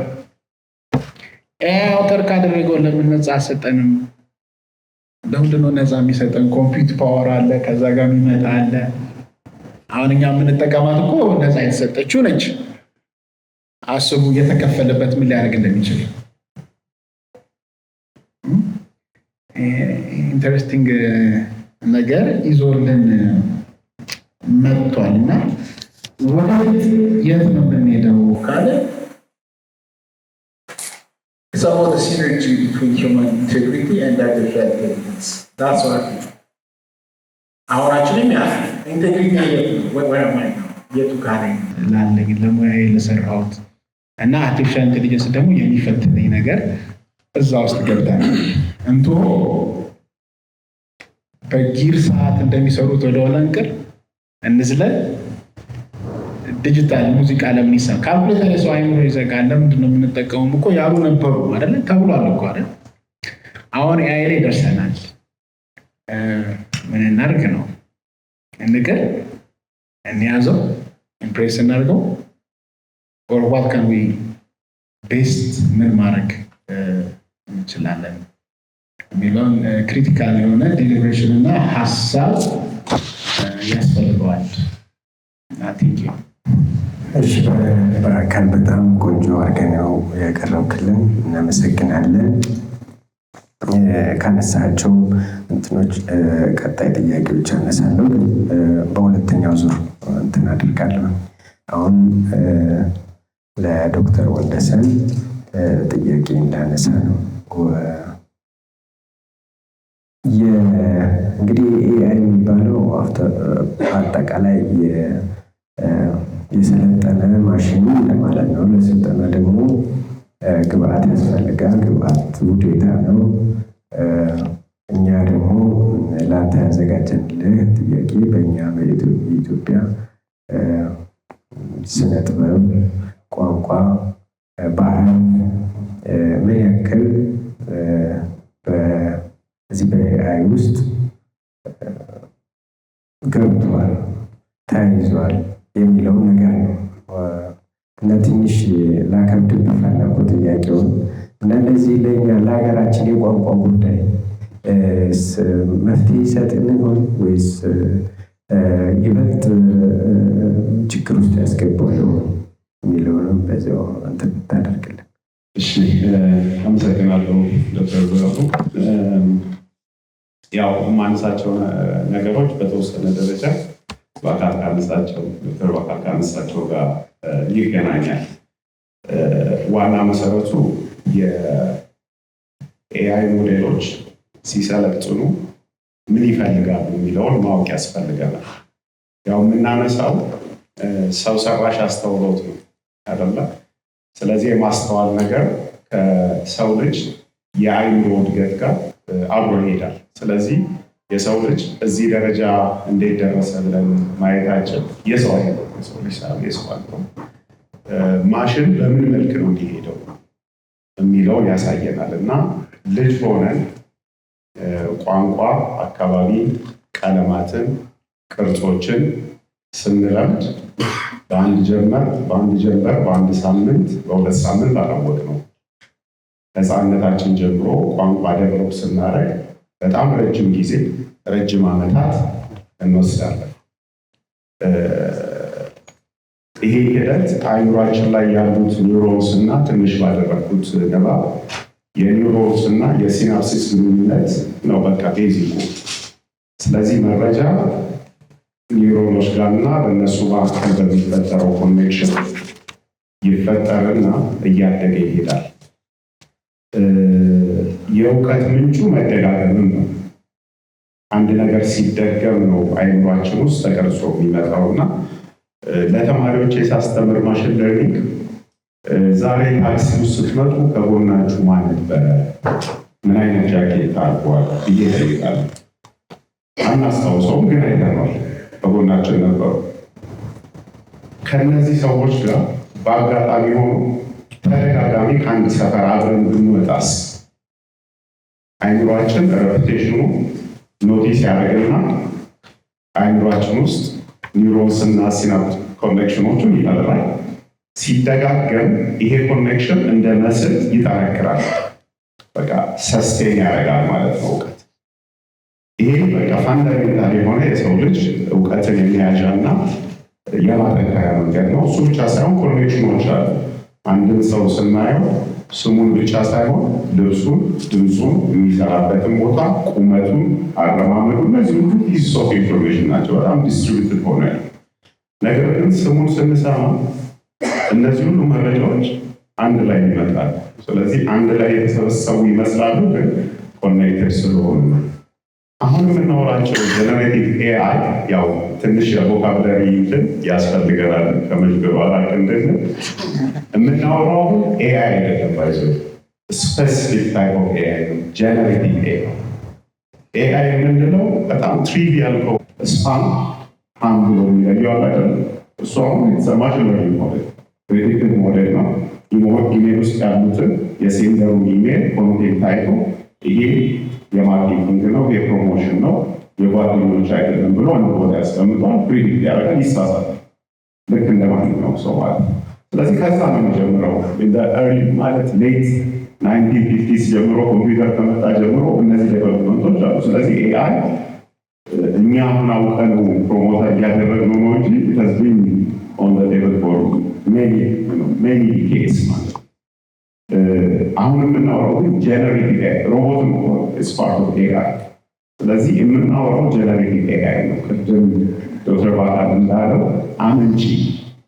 አመንጪ ሰው ሰራሽ አስተውሎት የምንለው ነው። ይህ ማለት ካሉት ነገሮች ወስዶ ድምፅን፣ የሙዚቃ ኤሌመንትን፣ ታሪኮችን፣ ስክሪፕትን፣ ስዕልን፣ ጽሁፍን እነዚህም በሙሉ ማውጣት የሚችል ማመንጨት የሚችል ነው የምንለው። በተወሰነ ደረጃ ቅድም ወይዘሮ ሰናይትን መድን የሚያነሱትን ነገር ቁጭ ብዬ እያብሰለሰሉት ነበርና ለምን ሴንሲቲቭ ሆንን? አሁን በኋላ ወደ ዴታው እንዴት እንደምናመጣው ነው። ለምን ሴንሲቲቭ ሆንን ስንል በቃ ኢትስ አወር ብሬድ ኤንድ በተር የተነካው አይደለ?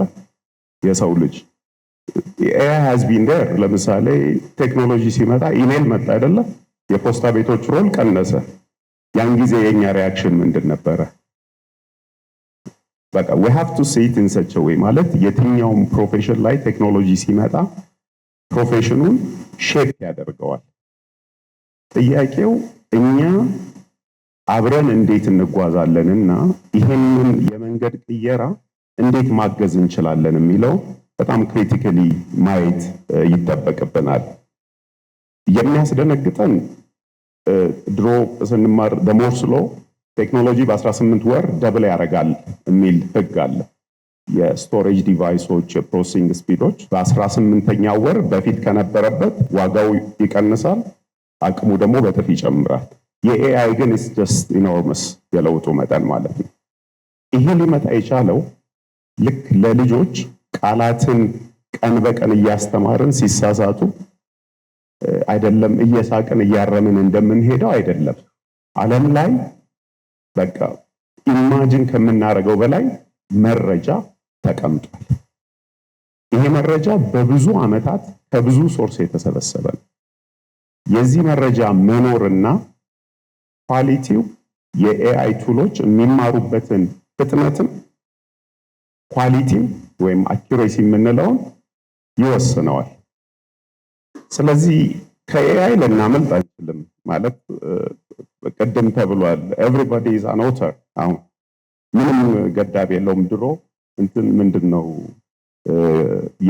ሲጻፍ ምንድነው የሚባለው ግምገማ አይደለም የሚወጡ ጽሁፎች ሴንሰርሺፕ አለ። ታይቶ ቃላቱ ተመርጦ ሴንቴንሱ የምንጠቀመው ፊደል የትኛውን ፊደል ነው፣ ይሄ ሁሉ አለ። አሁን እጄ ላይ ባለው አይ አም አን ኦተር አት ዘ ሴም ታይም አም አ ኮንሱመር። ሁለቱንም ነው ሮል የምንጫወተው። አንቻርተርድ አንጋቨርንድ የሆነ ሲስተም ውስጥ ነው ያለን። ስለዚህ አብዛኛውን ነገር በህግ እናስቆመዋለን ብለን ማሰብ በጣም ከባድ። ግለሰብ እጅ ነው ያለው። ድርጅት ቢሆን ድርጅት ይቀጣል ማለት በቃ ዓለም ሁሉ በቢሊየን ሰው እየተጠቀመው እንዲህ መጠቀም አትችልም ብለን ሁሉንም ፍርድ ቤት የምናቆምበት ሞዴል አይኖርም። ስለዚህ ሐሳባችንን እንዴት እናሻሽለውና እንዴት ደግሞ መንገዱን እንዴት እናሳየው የሚለው ያስፈልጋል። ለዚህ በዋነኝነት በብዛት አብዛኛው ከተማሪዎቼ ጋር የምንሰራው የማስተምረውም ቋንቋ ላይ ነው። ቋንቋን ለማሽን ማስተማር እንደውም ሱፐርቫይዘር ምን ብሎ ነበር፣ ማሽን ለርኒንግ እና ኤአይ በእንግሊዘኛ ስለጀመሩ በጣም ደካማ እይታ አላቸው። ምክንያቱም ሞርፎሎጂካሊ እንግሊዘኛ በጣም ፑር ነው። የወርድ ፕሮዳክሽኑን ብናየው፣ ሴማንቲክሱን ብናየው፣ ምንድነው ስትራክቸሩን ብናየው፣ ግራመሩን ብናየው በጣም ዊክ ነው። አንድ ቃል ለመመስረት ወይም አንድ ሐሳብ ለመመስረት ብዙ ቃላትን ደርድሮ ነው የሚጠቀሙ። ግን እነዚህ በብዛት ኢትዮጵያ ውስጥ ያሉ፣ አፍሪካ ውስጥ ያሉ የአረቢክ ጨምሮ ሴሜቲክ ላንጉጆች ግን አንድ ቃል ላይ በጣም ብዙ ሐሳቦች ሳብጀክቱም ኦብጀክቱም በኒፋክቲቭ ብዙ ያው ቋንቋው ላይ ብዙ እንትኖች አንድ ቃል ላይ ተከምረዋል እና አንድ የአማርኛን ቃል በእንግሊዘኛ ልበት ነው ብል 8 9 10 ቃላት ሊያወጣ ይችላል። ስለዚህ ማሽን በ8 በ10 ቃላት የተማረውን በአማርኛ ላይ በአንድ ቃል ላስተምረው መሞከር ማለት ለማሽኑ በጣም ከባድ ነው የሚሆነው። ምክንያቱም ብዙ ዳይሴክሽን እንዲሰራ እናስገድደዋለን። ወደ አርት ስንመጣ በጣም ኮምፕሌክስ ያደርገዋል። እነዚህ ጀነሬቲቭ ኤአይ የምንላቸው ባህሪያቸው ሲኮንስ ፕሪዲክሽን ነው። ልክ ስልካችሁ ላይ መጻፍ ስትጀምሩ የሚቀጥለውን ወርድ ፕሪዲክት ያደርግላችኋል አይደል? እሱ ማለት ከናንተ ነው የለመደው እንጂ ከየትም አላመጣው። ከየትም አሁን አማርኛ ላይ በደንብ ፕሪዲክት ያደርጋል። እኔ ከጻፍኩት እየለመደ የመጣ ነው እንጂ ሌላ ታምር አይደለም። ኢትስ ጀስት a very simple probabilistic model።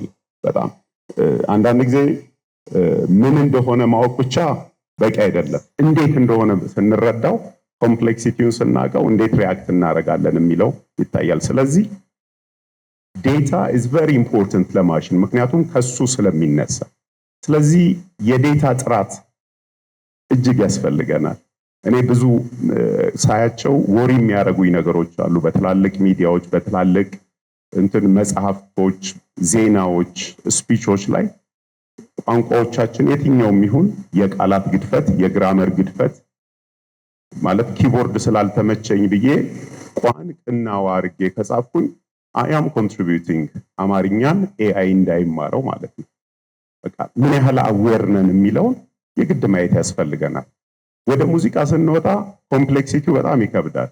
የትኛው ድምፅ ከፍ ዝቅ ይላል፣ ያው በኋላ ነሰርጸ በደንብ ይነግሩናል። ሪትሙ የት ጋር ይዋሃድ፣ በብዙ ሌቭል አንዷን ድምፅ ለማውጣት የብዙ ሌቭል ኦፍ ሲኩዌንስስ ኮምቢኔሽን ነች። ስለዚህ የሚማረው አንድ ሲኩዌንስ ሳይሆን መልቲፕል ሲኩዌንስ ነው።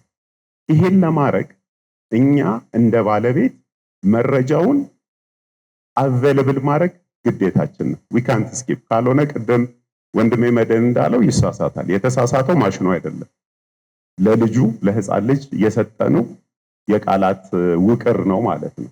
በሰጠነው ልክ ለምሳሌ የቻይና መሳሪያን ቢቀላቀል ከኛ ጋር ያለው ሙሉ ሲኩዌንስ ስለሌለው ነው።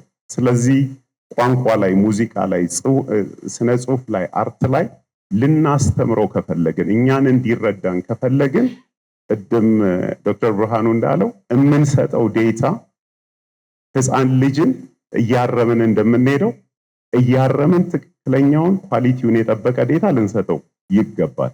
ቅድም እንዳልኩት ልናመልጠው አንችልም። አሁንም ኤአይ ይጽፋል፣ ኤአይ ይስላል፣ ኤአይ ሙዚቃ ያወጣል፣ ኤአይ ፊልም ይሰራል። የኛ ሮል ምንድነው መሆን ያለበት የሚለውን ማየት አለብን። ስለማንከለክል ወይንም ከዓለም ተለይተን ኤአይ የማትጠቀም አገር ልንሆን ስለማንችል በየትኛውም ዘርፍ ባይዘው ይሄ ሊያስጨንቀን የሚገባው አሁን እርግጥ ቶፒካችን ስነ ጥበብ ላይ ነው። ግን ሞር የሚያሳስበን ሌሎቹም ሴክተሮች በሙሉ ይመጣሉ። ፋይናንሻል ኢንዱስትሪው ላይ ፋይናንሻል አናሊስት አንፈልግም፣ ኤአይ ይሰራዋል።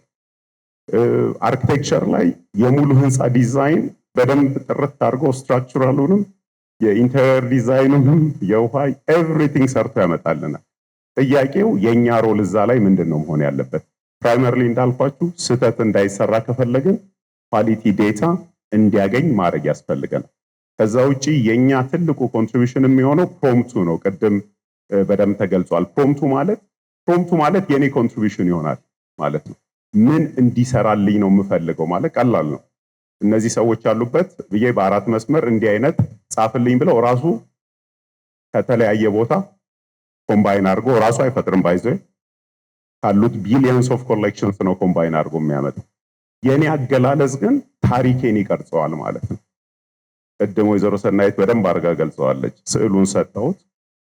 it was really amazing ማለት 3-4 ወር ከኤአይ ጋር ኮንቨርስ፣ ይሄ ማለት ከአንድ ፕሮዲውሰር ጋር ኮንቨርስ ማድረግ ማለት this is a kind of engagement የሚያስፈልገን ልንርቀው ልንሸሸው ስለማንችል። ስለዚህ ቋንቋ ላይ ከፈለግን፣ ሙዚቃ ላይ ከፈለግን፣ አርት ላይ ከፈለግን የኢትዮጵያውያን አለባበስ፣ የኢትዮጵያውያን አርኪቴክቸር፣ የኢትዮጵያውያን ድምጾች፣ መሳሪያዎች በተለያየ ሀገር ክልል ያሉትን እነዚህን ሁሉ ኳሊቲ በጠበቀ መልክ አዘጋጅተን ለኤአይ ሰተን መውሰዱ ስለማይል ሰተን እምላችሁ ዊ ሰረንደር ወደድንም ባልወደድንም ህዝቡም ይሰጠዋል።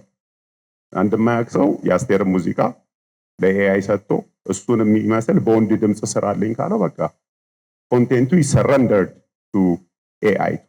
ስለዚህ ፕራይመሪሊ መስራት ያለብን መረጃዎችን በምንፈልገው ኳሊቲ እና አማውንት ብዛት በጣም አስፈላጊ ነው።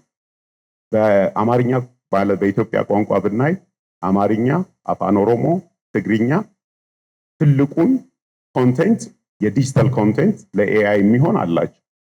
ወደ ሌሎቹ ስንሄድ ኢንሲግኒፊካንት እየሆነ ይመጣል። ስለዚህ መስራት ያለብን የቋንቋ እኩልነት እናምጣ ካለን እነዚህን ዴታዎች ማዘጋጀት አለብን። ቨሪ ሲምፕል ኤክሰርሳይዝ ምን ታረጉ መሰላችሁ? አንድ ኤአይ ቱል ውሰዱና በጋሞኛ ታሪክ ጻፍልኝ በሉት። በቃ ኢት ፌልስ። ለምን? በዛ ኮንቴንት የለውም። ኤክስትራክት የሚያደርግበት የሚማርበት የለውም። ገና የተወለደ ልጅ ነው ማለት ነው።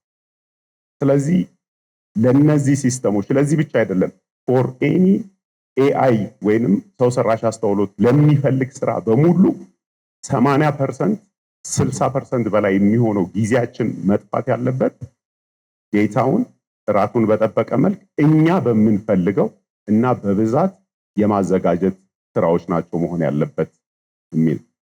ወደ ሶስተኛው ጥያቄ ወደ ሰርጸ ልሂድ። ያንተን በጣም ስፔሲፊክ አድርገን ነው ጥያቄውን ያወጣነው፣ ግን ቅድም እንዳልኩት ነባር ዝግጅትን መጠቀም ትችላለህ። እኛ ማለት እንደ አገር የኪነት ታሪክ ያለው ነው። በተለይ የተመዘገበ በጽሁፍ በክምችትም ደረጃ አንተ አሁን በዋና ዳይሬክተርነት የምትመራው ተቋም የኢትዮጵያን ስራዎች የማደራጀት፣ የማጠበቅ፣ የማስጠበቅ ኃላፊነት ያለበት ነው እና አሁን ከዚህ ጥያቄ የሚሆነው ከዚህ ከኤአይ መምጣት ጋር ከሰው ሰራሽ አስተውሎት መምጣት ጋር አንደኛ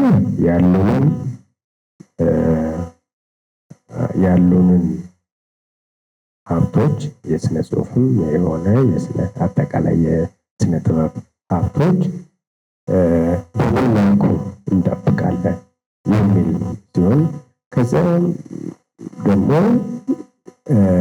እንዴትስ እንጠቀማቸዋለን በዚህ በሰው ሰራሽ አስተውሎት ጋር እንዴት አድርገን ልንጠቀማቸው እንችላለን የሚለውን እኔ እንደው ትንሽ ከቅድም ከተነሳው እንትን አንጻር ልምዳቸውን ካካፈሉን አንጻር ይሄ ኮፒራይት የሚባለው አጀንዳስ ማለት የኮፒራይት ለኢንዱስትሪ አብዮት ዓለም ላይ ያለው አስተዋጽኦ ይታወቃል። ከፍተኛ አስተዋጽኦ ያለው ነገር ነው። ግን አሁን ያ ኮፒራይት የሚባለው ነገር አጀንዳ ሆኖ ይቀጥላል ወይስ የሚለውም ነገር አድርገህ ሀሳብን ልታካፍለን።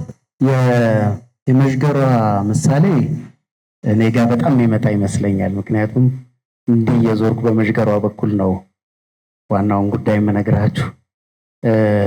የተነሳው ጉዳይ ሄዶ የአርቲፊሻል ኢንቴሊጀንስ ወይም የጀነሬቲቭ ኤአይ ጉዳይ ብቻ ሳይሆን ትልቁን ማዕከል የሚያደርገው ስነ ጥበብ ወይም ኪነ ጥበብ የተባለውን ከወይኑንም ስተዲውንም የሚያጠቃልል ጉዳይ ነው።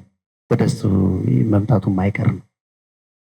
ስነ ጥበብ የምንለው ነገር እንግዲህ ለምሳሌ ይሄን ጀነሬቲቭ ኤአይን ወስደን ለሳይንስ ሃርድ ሳይንሱ ማለት ነው ወይም ለሜዲካል ሳይንሱ፣ ለቴሌኮሙ፣ ለሆነ ፕሮዳክሽን አስጠግተን ብንሰጠው እንደ ብስራት የሚያየው ይመስለኛል። በብዛትም እንደ ብስራት እያዩት ነው ብዙዎቹ ኢንዱስትሪስ። የእሱም መምጣት ጊዜ እንዳቀለለላቸው፣ ድካም እንዳጠፋላቸው ምስክርነት ሲሰጡት እናያለን። ወደ ክሪኤቲቭ ወደ ሆነው ወደ ስነ ጥበብ ወደምንለው ነገር ስናመጣው ግን ትንሽ ከመጀመሪያ ተፈጥሯዊ ባህሪው ጋር ይቃረናል። ምክንያቱም ስነ ጥበብ ለሁላችንም እንኳን የተስማማ እና የጋራ የሆነ ቅቡልነት ስለሌላት መጀመሪያ እንዴት ማለት መሰላችሁ? ልክ ስነ ጥበብን በቀላሉ እንድንረዳው የምፈልገው አሁን እንደተቀመጥንበት መድረክና እንደተቀመጣችሁበት አቀማመጥ ብናየው ጥሩ ነው። ፕሮፖርሽኑ ይሄ ክሬተሮቹ ጥቂት ናቸው፣ እዚህ ጋር ነው የሚሆኑት። ኮንሱመሮቹ ወይም ደግሞ ኦዲየንሱ እዛ ጋር ነው የሚሆነው። በፐርሰንቴጅ ብታዩት ሰፊው ያኛው። አሁን ሊያገላብጠው ነው ይሄ ሞዴል ይመጣና ወይ እኩል በኩል ሊያደርገው ነው ወይም ይሄ እንደውም አያስፈልግም። አሁን ቅድም መድን ባስቀመጠው ካያችሁት ይሄኛው ስቴጅ ሙሉ በሙሉ አይኖርም። ሁላችሁም ኢማጂን አድራጊዎች ናችሁ፣ ሁላችሁም ፈጣሪዎች ናችሁ ሊለን ነው። ጥቂቶች የሚያደንቁት ማለት ብዙዎች የሚያደንቁት ጥቂቶች የሚፈጥሩት ጉዳይ ነው። ስነ ጥበብ የኢማጂኔሽን ፖቴንሻሉም አካሄዱም አስተሳሰቡም የተለየ መንገድ ነው። እንደ ፕሮዳክሽን አይደለም። በጣም ይለያል ፎርሙ፣ አስተሳሰቡ። ይህንን መንገድ ኮምፕሊትሊ ይቃረናል የኤአይ አሰራር። ስለዚህ ሰዎች ቤዚክ የኮርድ አካሄድ እንኳን ሳያውቁ ሙዚቃን በቀጥታ በፕሮምፕት አዘው መስራት ይችላሉ። ከተወሰኑ ጊዜያት በፊት ፈረንጅ ነበረ የሚያስመስለው። የእሱን ፍጥነት በጣም የሚደንቅ እኮ ነው። በጥቂት ጊዜዎች ውስጥ የቀየረው የስታይል አንደርስታንዲንግ በጣም አስደናቂ ነው። ምድር ላይ ያግዘኝ ይችላል። ከ9 ወር በፊት እኔም ብርሃኑም እዚህ አንዳንድ ሰዎች አብረን ነበር። አንድ ሙዚቃ አሰምቻቸዋለሁ። ኦፔራ በኦፔራ የተሰራ አዳስ ደህና ደሪ የሚል ሙዚቃ አንድ ሰው ሰርቶ ላከልኝ በኦፔራ። ከዛ የኦፔራ አይነቶቹን ያማርጠዋል ሰውየው። ግጥሙ የኛ ነው፣ ያማርጠዋል። በጣም በተለያዩ ሰዎች አማራጭ ነው የሚሰጠው ሙዚቃው።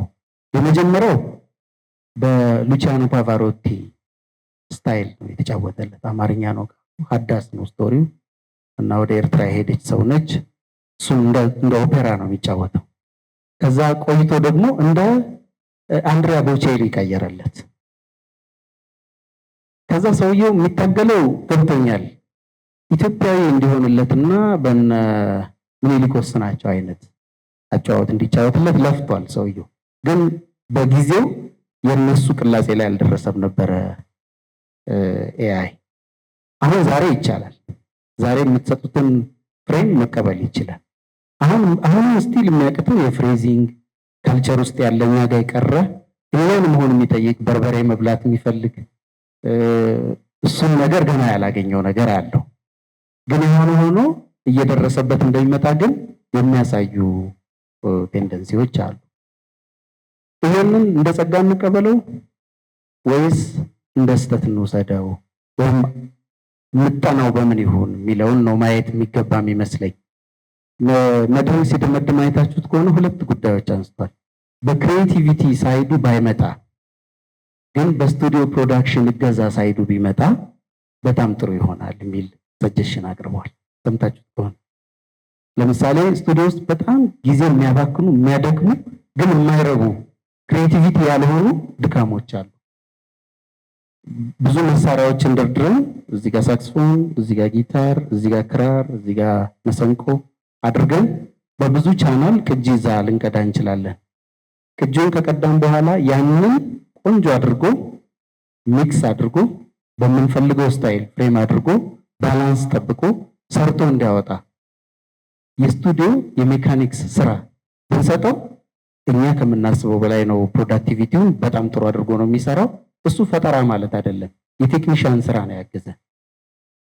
ይሄ ከፈጠራው ምንም ፓርት ብዙ ስለማይነካ ሰውየውን እንዳገዘው ወይም ደግሞ ቅድም እንዳልኳችሁ ለሌሎች ኢንዱስትሪዎች ኤአይ የሚሰጠው ብስራት ለአርቱም ብስራት ሆኖ ሊመጣ ይችላል።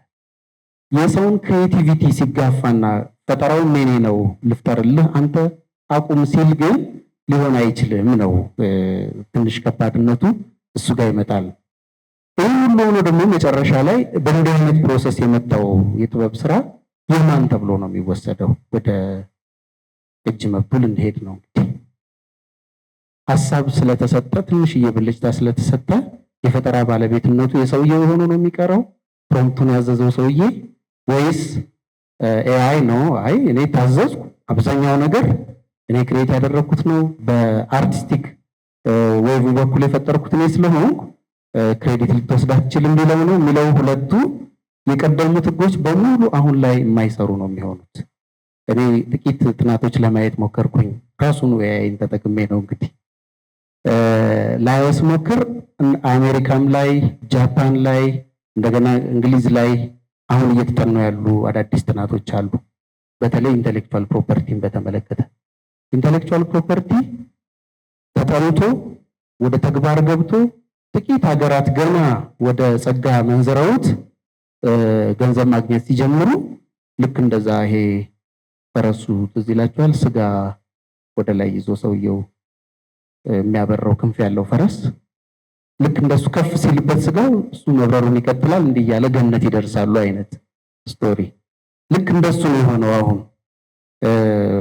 ጥናቱ አለቀ፣ የህግ ማዕቀፎቹ ፕራክቲካል ሆኑ፣ ሮያሊቲ መሰጠት ተጀመረ። ሰዎች መብታቸውን በደንብ ፕራክቲስ ማድረግ ልክ ሲጀምሩ አሁን የለም ሌላ የፈጠራ ሞገድ መጥቶበታል። ስለዚህ ፕራክቲካሊ ይሄን ሊያስከብር አይችልም አዲሱ ህግ ወይም አዲስ የተረቀቀው ህግ ይሄን ሊቋቋም አይችልም እና ሌላ ኤአይን የቀላቀለ የህግ ፕራክቲስ ያስፈልጋል ወደሚል እየገቡ ነው። ይሄ የሚቀጥለው ህግ ምን ይሆናል? በኢትዮጵያ በኩል ገና ዝግጅቱም አልተደረገም። አንዳንድ በዚህ መድረክ እንዲመች ብዬ በአርቲፊሻል ኢንተለጀንስ በኩል ጥያቄዎች ለመጠየቅ ሞክሬ ነበር። በሌሎች ጉዳዮች ላይ ነው የሮያሊቲ መብትን ለማጥናት እየሞከሩ ያሉት። ከክሪኤቲቭ አርት ሳይድ ያለው ነገር ትንሽ ሶፊስቲኬሽኑ ውስብስቦሹ የሚያስኬድ ስላልሆነ ገና መፍትሄ የሰጡበት ጉዳይ አይደለም። ነገር ግን እኔ ምንድነው የምፈልገው ነገር ፈጠራ በሚባለው ሳይድ በኩል ያለውን አስተሳሰብ እንደገና ወደ ውይይት ማምጣት መቻል አለብን ብዬ አስባለሁ። መጀመሪያም ደረጃ በአርቱ በራሱን ብንሄድ የፐርፎርማንስ ሳይዱ የክወና ሳይድ ነው። የክሪኤቲቪቲ ሳይድ አለ፣ የፈጠራ ትክክለኛው የኮፒራይት መብት የሚመለከተው ሳይድ ማለት ነው። ከዛ በኋላ ደግሞ የፕሮዳክሽን ሳይድ አለ። እኔ ከነዚህ ከሶስት ቦታዎች በስነ ጥበቡ ብንሄድ የቅጂ መብት ሄዶ ሊያርፍ የሚችልበት ቦታ የክሪኤቲቭ ቦታው ነው እስከዛሬም ድረስ። ኤአይም ሄዶ ሊነካው የማይገባው ቦታ የክሪኤቲቪቲ ቦታው ይመስለኛል የሚለውን ሀሳብ ለማንሳት ወደ በአካል ዶክተር በአካል ልመለስና ሁለተኛ ጥያቄ አንተም ኢንፈስ የሰጠኸው አሁን ሰርጸን ካነሳው ጋር አንተ የምትለው ፈጠራ ዲሞክራታይዝ ተደርጓል ነው እያልክ ያለው። እሱ ደግሞ ፈጠራን አትንኩ፣ እዛ አትድረሱ፣ እንደውም እሱን ተው፣ ሌላ ጉልበት ስራ ካለ እሱን ይስራ ነው እያለ ያለ እና ይሄ ዲሞክራታይዜሽን የሚለው ጉዳይ ደግሞ አሁን ቅርብ ጊዜ እንግዲህ የክላውዱ ፋብል 5 የሚባለው አይለቀቅም፣ የአሜሪካ መንግስት ለሌሎች ሀገሮች ተጠቃሚ አይሆኑም የሚል ተነስቶ ነበር እና በተለይ ይህን ቴክኖሎጂ የያዙትና ያልያዙት ወይም በጣም በዚህ መሪ የሆኑ ሀገሮች እና ተከታይ የሆኑ ሀገሮች መካከል የሚኖረው ተጽዕኖ ምን ያክል ሊሆን ይችላል? እውነት ዲሞክራታይዜሽኑ አለ ወይ የሚለውን እንትን እንግዲህ አጠር አድርገን ነው የምትመልስ። ለምሳሌ በኤአይ በጄኔሬቲቭ ኤአይ ያሉ ነው በዓለም ያለውን የያዘው ስትሉ 51-56% ያህል 5 ካምፓኒዎች ናቸው። ስለዚህ ሪሊ ዲሞክራሲ ነው ወይ ስንል ፍሮም ኢንዲቪጁዋልስ ክሬት አድርግ ያለው እያለ ያደርገዋል እንጂ እየተጠቀምንባቸው ያሉት ቱሎች ግን በተወሰኑ 5 ድርጅቶች እነሱም ደግሞ አንድ ሀገር ላይ የተሰበሰቡ አሁን ቻይና እየወጣች ነው። ስለዚህ ዲሞክራሲው የፈጠራው ብንልም ግን የምንጠቀምባቸው ኢንፍራስትራክቸሩ ስነ ምህዳሩ አንድ ቦታ ተይዟል። በእኔ እይታ ደግሞ ኤአይ በባህሪው የካፒታሊስት ኔቸር አለው። ትልቁ አሳ ነው፣ ይውጠናል። ቅድም ዶክተር ወንዴ እንዳለው ማለት ነው ጩኸቴን ነው ያው እሱ ስለሚያወራው አለልም ብዬ ነው እንጂ ዳታ ስንሰበስብ ዳታ የሚያመርት አንድ ድርጅት ውስጥ ስም ሳልጠቅስ እንደመጣው ምን ታረጉታላችሁ የምታትሙትን ነገር ስንላቸው ሃርድ ዲስክ ስለሌለን ዴሊት እናደርገውና ሃርድ ኮፒ ነው የምናስቀምጠው አሉኝ። ይሄ ለሰርጸ መልእክት ነው እና ደነገጥኩኝ። ይሄ ሊሆን አይችልም። እንዴት ደንግጫለሁ። እና ዲጂታይዝ የተደረገው የተጻፈውን ዴሊት ተደርጎ ፕሪንት የተደረገው አርካይቭ ይደረጋል። ለእኔ እሱ በጣም ከብዶኝ ነበር ያለ። ስለዚህ እንዴት ነው አሁን እኛም ተጠቃሚ ምን ሆነው በዚህ ሁሉ ተጽዕኖ ውስጥ ካለን የራሳችንን ስነ ምህዳር መፍጠር አለ። አንደኛው ሉዓላዊነት የምንለው የቱ ነው ብዬ ጠይቃለሁ። የሚታየው ቦርደር አይደለም፣ ተቀይሯል። አሁን አንድ ህፃን ልጅ በስልክ ክልላችንን ጥሶ ሉዓላዊነታችንን የሚያፈርስ ተግባር ሊያስደርገን እንደሚችል አሁን ማወቅ አለብን። ተጠቃሚ መሆናችን እዛ ላይ ተለጣፊ እንድንሆን ያደርገናል። ምን እናርግ ነው? ስልት መንደፍ አለብን። ቅድም ሲቀርብ የነበረው ለሆነ ለሪሰርች ቪዚት ነበርኩኝ ሴኔጋል እና ሁለት ነገሮችን ይህን ብናገር ይጠቅመናል። አንደኛ ታሪካችንን እንጻፍ፣ የኛ ታሪክ አይስማማም አሉ። ዛት ዋዝ ኤ ፕሮብለም። ሂስትሪ ታሪክ የሚል ሚኒስትሪ ያስቀመጡና ዶክመንቶችን ሁላችሁን አምጡ አሉ። ቬሪፋይ ይደረጋል። ከዛ ማንን እንመን ሲባል ነው የራሳችንን ጀነሬቲቭ ኤአይ ፈጥረን ለሱ ነው የምንሰጠው አሉ። እና ታሪክ እየሰበሰቡ ነው ታሪካቸውን በጀነሬቲቭ ኤአይ ሊያጽፉት፣ ግን በተዘጋ መልኩ። ኢንሳይክሎፒዲያ ድሮ ኢትዮጵያ ረሃብ ይላል እንደሚባለው ሁሉ አሁን ኤአይ ስለ ኢትዮጵያ ምን ይላል? በተሰጠው ዳታ ነው። ዌስተርናይዝድ ነው። ቢ ኬርፉል። ሙዚቃም ቅድም ይሰራሉ እዛው ሲሄድ ይዤው መጥቻለሁ። ሰው መቼ ነው ማገኘው እያልኩ ነበር።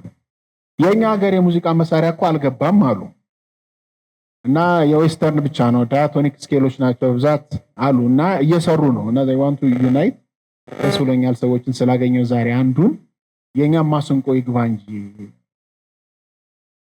ክቡር ያው ሙላቱ አስታጥቄ ስለ አንድ ክራር አይነት ሲያወራ ይሄ ሁሉ ክራር አለ እንዴ እያልኩኝ ነበር። እኔ ሙዚቃ ስለማላውቅ አንድ ነው ይመስለኝ።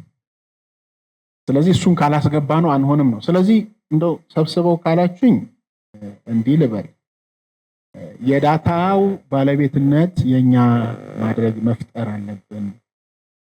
የካልቸር ምንድነው አንድ ካልቸር ሁላችንም ዶሚኔት እንዲያደርገን እየተደረገ ነው። አንድ ባህል እየመጣ ነው። እኛ ደግሞ የኢትዮጵያ እሴት አለ፣ የኢትዮጵያ ባህል አለ፣ እኛ የምንኖርበት እሳቤ አለ። ቅድም በርበሬ የበላው ሽሮ የበላው ምግቡ ብቻ ሳይሆን እሳቤያችን፣ አመለካከታችን እነሱ አፍተዋል የሉ አይደለም። ለኛ አሜሪካ ውስጥ ያለው the south በኤአይ እኮ በትክክል ሪፕሬዘንትድ አልተደረግንም ይላሉ ቋንቋቸው። ስለዚህ we have to work hard፣ ስትራቴጃይዝ ማድረግ አለብን፣ የራሳችን መፍጠር አለብን። እንደ ምሳሌ ኤአይ ኢንስቲትዩት ላይ የሚሰሩ ወደ 6 ቋንቋዎች ላይ እየተሰሩ ያሉ አሉ አይደለ? የኛም ጀነሬቲቭ ኤአይ እኮ ወጥቷል፣ እየተጠቀምነው አይደለም። ብዙ አክሰስ እንዳለን አላውቅም፣ ግን እነዛ ናቸው ወይ ዊሰክ። ስለዚህ እዛ ላይ በጣም መበርታት አለብን፣ መጠንቀቅ አለብን። it is our existence existential trait ነው ያለብን። ኤአይ ያመጣው ያሳደግናቸው ልጆች የኛ ላይ ሆኖ ነው፣ ትውልዱ የኛ ላይ ሆኖ ነው ሌላ ሊሆን እና የሚሰራውም ነገር እንደዛው። ስለዚህ እኔ ያው እንደ ክሬቲቪቲውን እየጠበቅን ግን ካልሄድን እንዋጣለን የሚል ትልቅ ፍርሃት አለ። ስለዚህ እንሂድ፣ ማስተር እናድርገው፣ ሌላውን ነገር እናስብ። ግን ቤዚክ ብሎኮቹ መገንባት የሚያስፈልጉ ፋንዳሜንታል ብሎክ አግሬሲቭሊ ነው መስራት አለ። ጎንደር ዩኒቨርሲቲ ሳወራ ቆይ አማርኛ ላይ ቀኒውን እናንተ ማን ይስራው? ደቡብ አንድ ዩኒቨርሲቲ ሴት እንዴ ወላይታ ቋንቋ ላይ በትክክል ማን ይስራው? ቋንቋ ይሞታል እኮ ማለት ሰዎቹ ሲሞቱ ነው። ኤአይ እኮ አይሞትም ማለት ይኖራል እስካለን ድረስ አይደል? እዛ ለምን አትሆኑሩትም? that is የኔ ጩኸትም ነው። በአፍሪካም ደረጃ ወያዊ ሙዚቃችንም እንደዛው፣ መሳሪያችንም እንደዛው፣ ባህላችንም እንደዛው ኢንኮድድ ሆናልበት መግባት አለበት። ያንን ማሰብ አለብን እና ትሬቱንም ማሰብ አለብን። እናመሰግናለን። የሚቀጥለው ለወንዴ ያለኝ ቅድም ስትጠቅስ በተለይ የራሳችንን ዴታ ኳሊቲ እና ዴታ ሳይዝ መኖር አለበት የሚል እና እዚህ ውስጥ ምን አየሁ፣ የራሳችንን ሞዴል ክሬት እናርግ፣ ትሬን እናርግ ወደሚል ሀሳብ ነው ወይ የምታመዝነው? አሁን ማለት ኢቨን ካሉት ጀነሬቲቭ ኤአይዎች እንኳን አማርኛን ወይንም የኛን ሎካል የኛን ላንጉጆች የተሻለ እየሰሩ ያሉ አሉ እና የኛም የተሞከረ ነገር አለ። አሁን በሎካል ትሬኒንግ ለማድረግ የተሰሩ ነገሮች አሉ ቅድም እንደተጠቀሰው ማለት ነው እና እሱ ላይ ሀሳብ ብትሰጥበት። ከዚህ ጋር ያይዘህ ደግሞ ዴታን እናቅርብ ሲባል አሁን ቅድም የተነሳው ለምሳሌ የብሔራዊ የመዘክርን መረጃ አቬል ቢደረግ ምናልባት ጉግል ወይንም ቻትጂፒቲ በጣም ሊጠቀሙትና በቀላሉ ለእኛም አገልግሎት የሚውል ነገር ሊሰሩ ይችላሉ። እና አሁን ይህንን መስጠትስ አለብን ወይ? ቅድም አሁን መድኔ ያስቀመጠው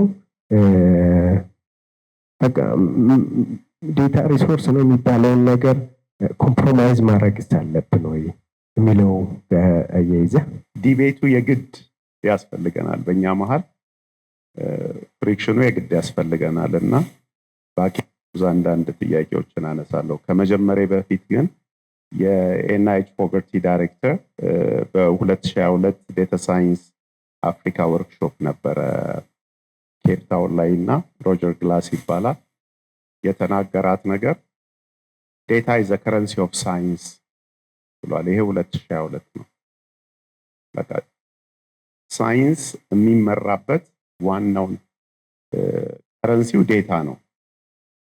በእነዚህ አጭር ዓመታት ደግሞ ያየነው አሁን ዴታ ውድ ቢ ዘ ከረንሲ ኦፍ አርት ማለት ይሆናል። ምን አለ መሰላችሁ እውነታውን አውቀነው ካልተጋፈጥ ነው ሶሉሽን እንሰጣለን የሚል እምነት የለኝም። ቅድምም ሰርጸ ላቀረባቸው ጥሩ መድረክ ስለሆነ ሻይ ላይ እንስማማለን። እዚህ ላይ ግን ጥያቄ ያለኝ ወደ ራሴ ከመምጣት ፈጠራ ድንበሯ የት ጋ ነው አይደል? የት ጋ ነው የምንለየው?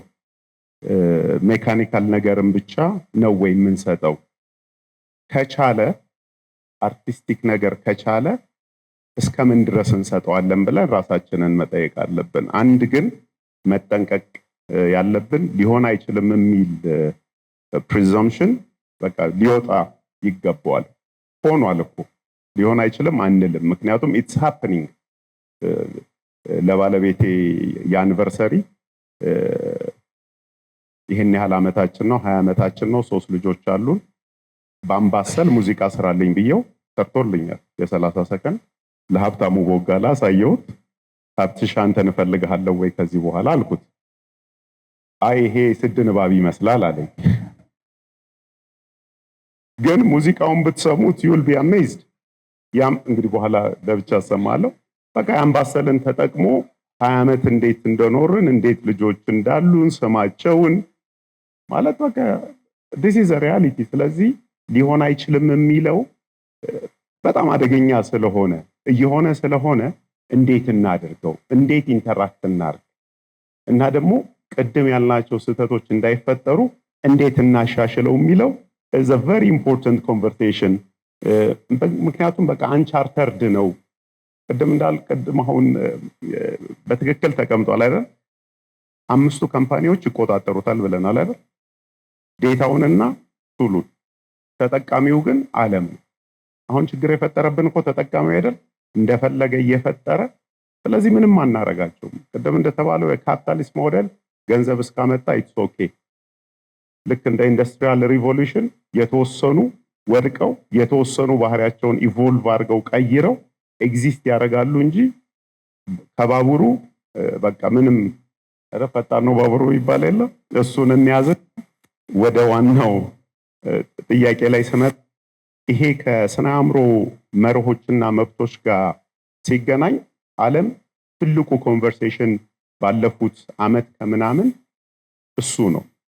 አንደኛው ኤቲካል ዩዝ ኦፍ ኤአይ፣ ኤአይን እንዴት ኤቲካሊ ሴፍ በሆነ መልክ መጠቀም አለብን አንደኛው ኮንቨርሴሽን ነው። ሁለተኛ ኢንተርፕሪተብል ኤአይ እንላለን። አንድ ነገር ሲወስን ወይም ሲሰራ ምን ተጠቅሞ በምን አይነት ሎጂክ እንደሰራ ራሱን መግለጽ አለበት ሰው እንደሚገልጸው የሚል ኮንቨርሴሽን አለ። ኮፒራይት ሶስተኛው ቶፒክ ነው። እዚህ ላይ ኤአይ ላይ ኮፒራይት ማስጠበቅ ገና ነን። ዓለም ላይ ራሱ በጣም ገና ነው። ትላልቆቹ ካምፓኒዎች በህግ ይገደዳሉ። ምን አይነት ማስገደድ አለ? የምትጠቀሙት ኤአይ ሞዴል ምን አይነት ዴታ በምን አይነት ሳይዝ ከየት ሀገር መቼ የሰበሰባችሁት እንደሆነ ዲክሌር አድርጉ ይባላል። በግለሰብ ደረጃ ይሄንን ማድረግ አንችልም። ተቋማት ይገደዳሉ። ያው ግልጽ ባይሆንም ኮንግረስ ድረስ እየሄዱ ዲፌንድ ያደርጋሉ አይደል? ያው ዲፌንድ ያደርጋሉ እንበለው። ያው እየዋሹ ከበር አድርገው ያልፉታል እንዴት እንደሰበሰቡ ኢሌክሽን እንዴት እንደሚያሸንፉ፣ ስለ ጦርነት መረጃ በኤአይ እንዴት እንደሚሰራ ኢትስ ኦል አባውት ዘ ዴታ። ሰዎች በድምፅ በጽሁፍ የሰጡትን በምስል የሰጡትን ዴታ ነው የሚጠቀሙ። ስለዚህ የኛ ዳይሬክሽን መሆን ያለበት የፈጠራ መብትን በጠበቀ መልክ ቴክኖሎጂውን ወይንም የጀነሬቲቭ ኤአይን እንዴት አብረን እንራመዳለን እናስቀጥላለን አይደለም፣ አብረን እንዴት እንራመዳለን የሚለውን ማየት ያስፈልጋል። ለሱ በታዘዝኩት መሰረት በሶስት ነጥቦች ብቻ ለማስቀመጥ ሞክራለሁ። አንደኛው በምናሰለጥንበት ወቅት ነው። በምናሰለጥንበት ወቅት እንደ ተቋምም እንደ ግለሰብም ሊኖረን የሚገባው ካልቸር ይሄ በትሬኒንግ በተለያዩ ኦሪንቴሽኖች የምናመጣው ነው። ሰዎች ፈቃድ መጠየቅ እንዲችሉ ህግ ብቻ ሳይሆን አዌርነስ ያስፈልጋል። ብዙ ሰው ግልጽ ሆነን የምናውቀው ስለ ኮፒራይት ሳያውቅ ነው የሚጠቀመው። ህጉን ራሱ ማን አንብቦት ያውቃል? እንደ ግለሰብ ከወሰድን ደራሲ ያውቀዋል፣ ግዴታው ነው አይደል? ፕሮዲውሰር የማወቅ ግዴታ አለበት። ህዝብ ግን ማወቅ ግዴታ አለበት ወይ ብለን እንጠይቅ አይደል? እስኪፈረድበት ፍርድ ቤት እስኪመጣ ድረስ እኮ ህግን ላያውቅ ይችላል። ስለዚህ መጀመሪያ አዌርነሱን መፍጠር፣ ስትጠቀሙ እንዲያርጉ ብለን ማሳወቅ የግድ ያስፈልጋል። ከዛ በተጨማሪ ምን ያህል ድረስ ልስጠው የሚለው ይሄ ቅድም ተብሏል አይደል? ፕሮምቱ ነው ዋና የምጽፍለት እንዲያርገ ለምሳሌ ቁርጥራጭ ወረቀቶቹን ያገኘሁት ከዚህ ነው። ዲክሌር እያደረግን ነው። እሱ ውስጥ ያለውን አውጥተህ እንዲያርግልኝ። ይሄ ፕሮምቱ እኔ ነኝ ኦን ማረገው ኤአይ አይደለም። ቅድም እንደተባለው ዝም ብለሽ አይደል ሪዞርስናይት ብትሰጪው ሊያመጣልሽ የሚችለውን ነገር ዩ ሪሊ ዶንት ኖ አይደል? ውስጥ ያለውን ሴማንቲክስ አጥንቶ ኢቭን ሆስፒታል መሆኑን ለማወቅ ጊዜ ይፈጅበታል። የቃላቱን ሁኔታ እዛ ላይ የተጻፈ ነገር መፈለግ አለበት። ስለዚህ ፕሮምቱ የኛ ሮል ነው። ስለዚህ ምን ያህል ልስጠው የሚለውን ማሰብ ያስፈልጋል። ከዛ በተጨማሪ አዳዲስ ነገር ጀነሬት ስናደርግ ጀነሬቲቭ ኤአይ ሁለተኛው እሱ ላይ ነው። በዚህ ጊዜ አንደኛው ማድረግ ያለብን በቃ በትክክል የማንን ነው መቼ ነው የተጠቀምነው ምን ያህል ነው የተጠቀምነው የሚለው ቅድም እንዳልኳችሁ ተቋማት እንደሚገደዱት ሳሰለጥን መግለጽ አለብኝ። የተጠቀምኩት የከሌን ዘፈን ነው፣ የተጠቀምኩት የከሌን ግጥም ነው፣ ከዛ ውስጥ ይሄን ያህል መጠኑ ብለን ዲክሌር ማድረግ። ያን ጊዜ የፈጠራው መጠንና ኤአይ ኮንትሪቢዩት ያደረገው መጠን በግልጽ ይወጣል። አንድ በቅርቡ 3-4 ወር በፊት የወጣ ሙዚቃ አለ አይደል? አይ ቲንክ ሚኪያስ እሱ አሁን እንትኑ ላይ ራሱ ፔጁ ላይ ምን ብሏል? ማይ ቮይስ ፈርስት ኤአይ ካቨር ብሎ ዲክሌር አድርጓል። የተጠቀመው ኤአይን በምን ሌቭል እንደሆነ ዲክሌር አድርጓል። ስለዚህ ስንጠቀመው ኮንቴንት ጀነሬት ስናደርግ በምን ያህል የቱ ጋር እንዳደረገ ግልጽ አድርጎ መጻፍ መንገር አንደኛው የኮፒራይት ኮንትሪቢዩሽን ነው። አብረን ነው ዴቨሎፕ የምናደርገው ማለት እኔ አውጪና ተጠቃሚ ያለ ብዬ አላምንም። ትሬኒንጉ አዌርነሱ በጣም ኢምፖርታንት ነው፣ የተገደበ ስላልሆነ አንቻርተድ ነው። አሁን ኤአይ ኢዝ አ ሃውስሆልድ ኮሞዲቲ ሁሉም ሰው እጁ ላይ ያለው ነገር ነው። ስለማንገድበው ይሄ ትሬኒንግ የግድ ያስፈልጋል። ሶስተኛው የኦነርሺፕ የምንለው ነው። እሱ የኦነርሺፕ ጉዳይ እንግዲህ እንደ ሀገሮች ሁኔታ ይለያያል። የቅጂው መብት ማን ነው? አሁን ብዙ ሀገሮች አሉ ባይዞ ለኤአይ የሚሰጡ አንድ አፕሊኬሽን እጠቀማለሁ ብሊንኪስት ይባላል። የሚያደርገው የመጽሐፍትን ሳመሪ በ20 ደቂቃ ሳመራይዝ አድርጎ ይሰጣል። በጣም የሚገርማችሁ በድምጽም በጽሁፍ ነው የሚያቀርበው። 25 ደቂቃ አንብቤ ሲጨርስ this audio is generated by AI ይለኛል። እስከዛች ፖይንት ድረስ ግን ኤአይ መሆኑን አላውቅም። እንደዛ አይነት ዲክላሬሽን ኦነርሺፕ ይላል። ይሄንን መጽሐፍ ከከሌ ነው የመጣ ነው፣ ኦን የሚያደርገው እሱ ነው፣ ኦዲዮ ናሬሽኑ ግን የኔ ነው ብሎ ዲክሌር ያደርጋል። ስለዚህ ይሄ ፕሮሰስ ነው ብዬ አምናለሁ። ዛሬ መጀመሪያ ያለበት የኮንትሪቢዩሽኑን መጠን በኮንትሪቢዩሽኑ መጠን ኦነርሺፕ መስጠት፣ ኤአይ መጥቶ ክፍያ ስለማይጠይቅ የሰውን ኮንትሪቢዩሽን መጠን ማወቅ። አዲስ አበባ ዩኒቨርሲቲ ለቲሲሶች ለሳይንቲፊክ ራይቲንጎች ህግ አለው። በፊት ያልነበረው በፊት ሲሚላሪቲ ቴስት ብቻ ነበር የምናደርገው ፕላጃሪዝም ቴስት። አሁን ባለው ሞዴል ግን የኤአይ ቴክስት መጠን ያያል። አንድ ነገር ማወቅ ያለባችሁ ጀነሬቲቭ ኤአይ በአልጎሪዝም ስለሚሰራ ካውንተር አልጎሪዝም ሁልጊዜ ይኖራል። አኪዩሬሲው ሊቀንስ ይችላል እንጂ በኤአይ ጀነሬትድ የተደረገ ኢሜጅ፣ ቪዲዮ፣ ቴክስት፣ ስክሪፕት፣ ድምፅ መሆኑን ማወቅ እንችላለን። በተወሰነ ሌቭል ኦፍ አኪሬሲ ኤአይ ጀነሬትድ ሊሆን ይችላል ብሎ ዲክሌር አድርጓል፣ ፖሊሲ ስላለው ማለት ነው። ስለዚህ ልክ እንደዛ አይነት ፖሊሲ ክራፍት ማድረግ የግድ ያስፈልገናል። ኮፒራይቱ ላይ ትራንስፓረንሲ አንደኛው ነው። ሁለተኛ ዋተርማርክ የሚባሉ አሉ። ስንሰራ ውስጡ ቱሎቹ የሚያስቀሩት ጥቃቅን ዴታዎች አሉ ኤአይ ጀነሬትድ መሆኑን የምናውቅበት።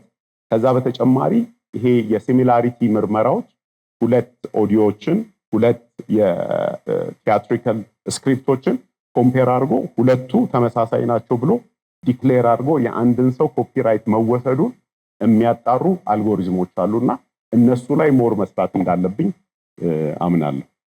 ስለዚህ ተስፋ ነው የምጠብቀው ለኢትዮጵያ ቋንቋም ሙዚቃ ኤአይ ተስፋ ይዞ ይመጣል ነው ምለው።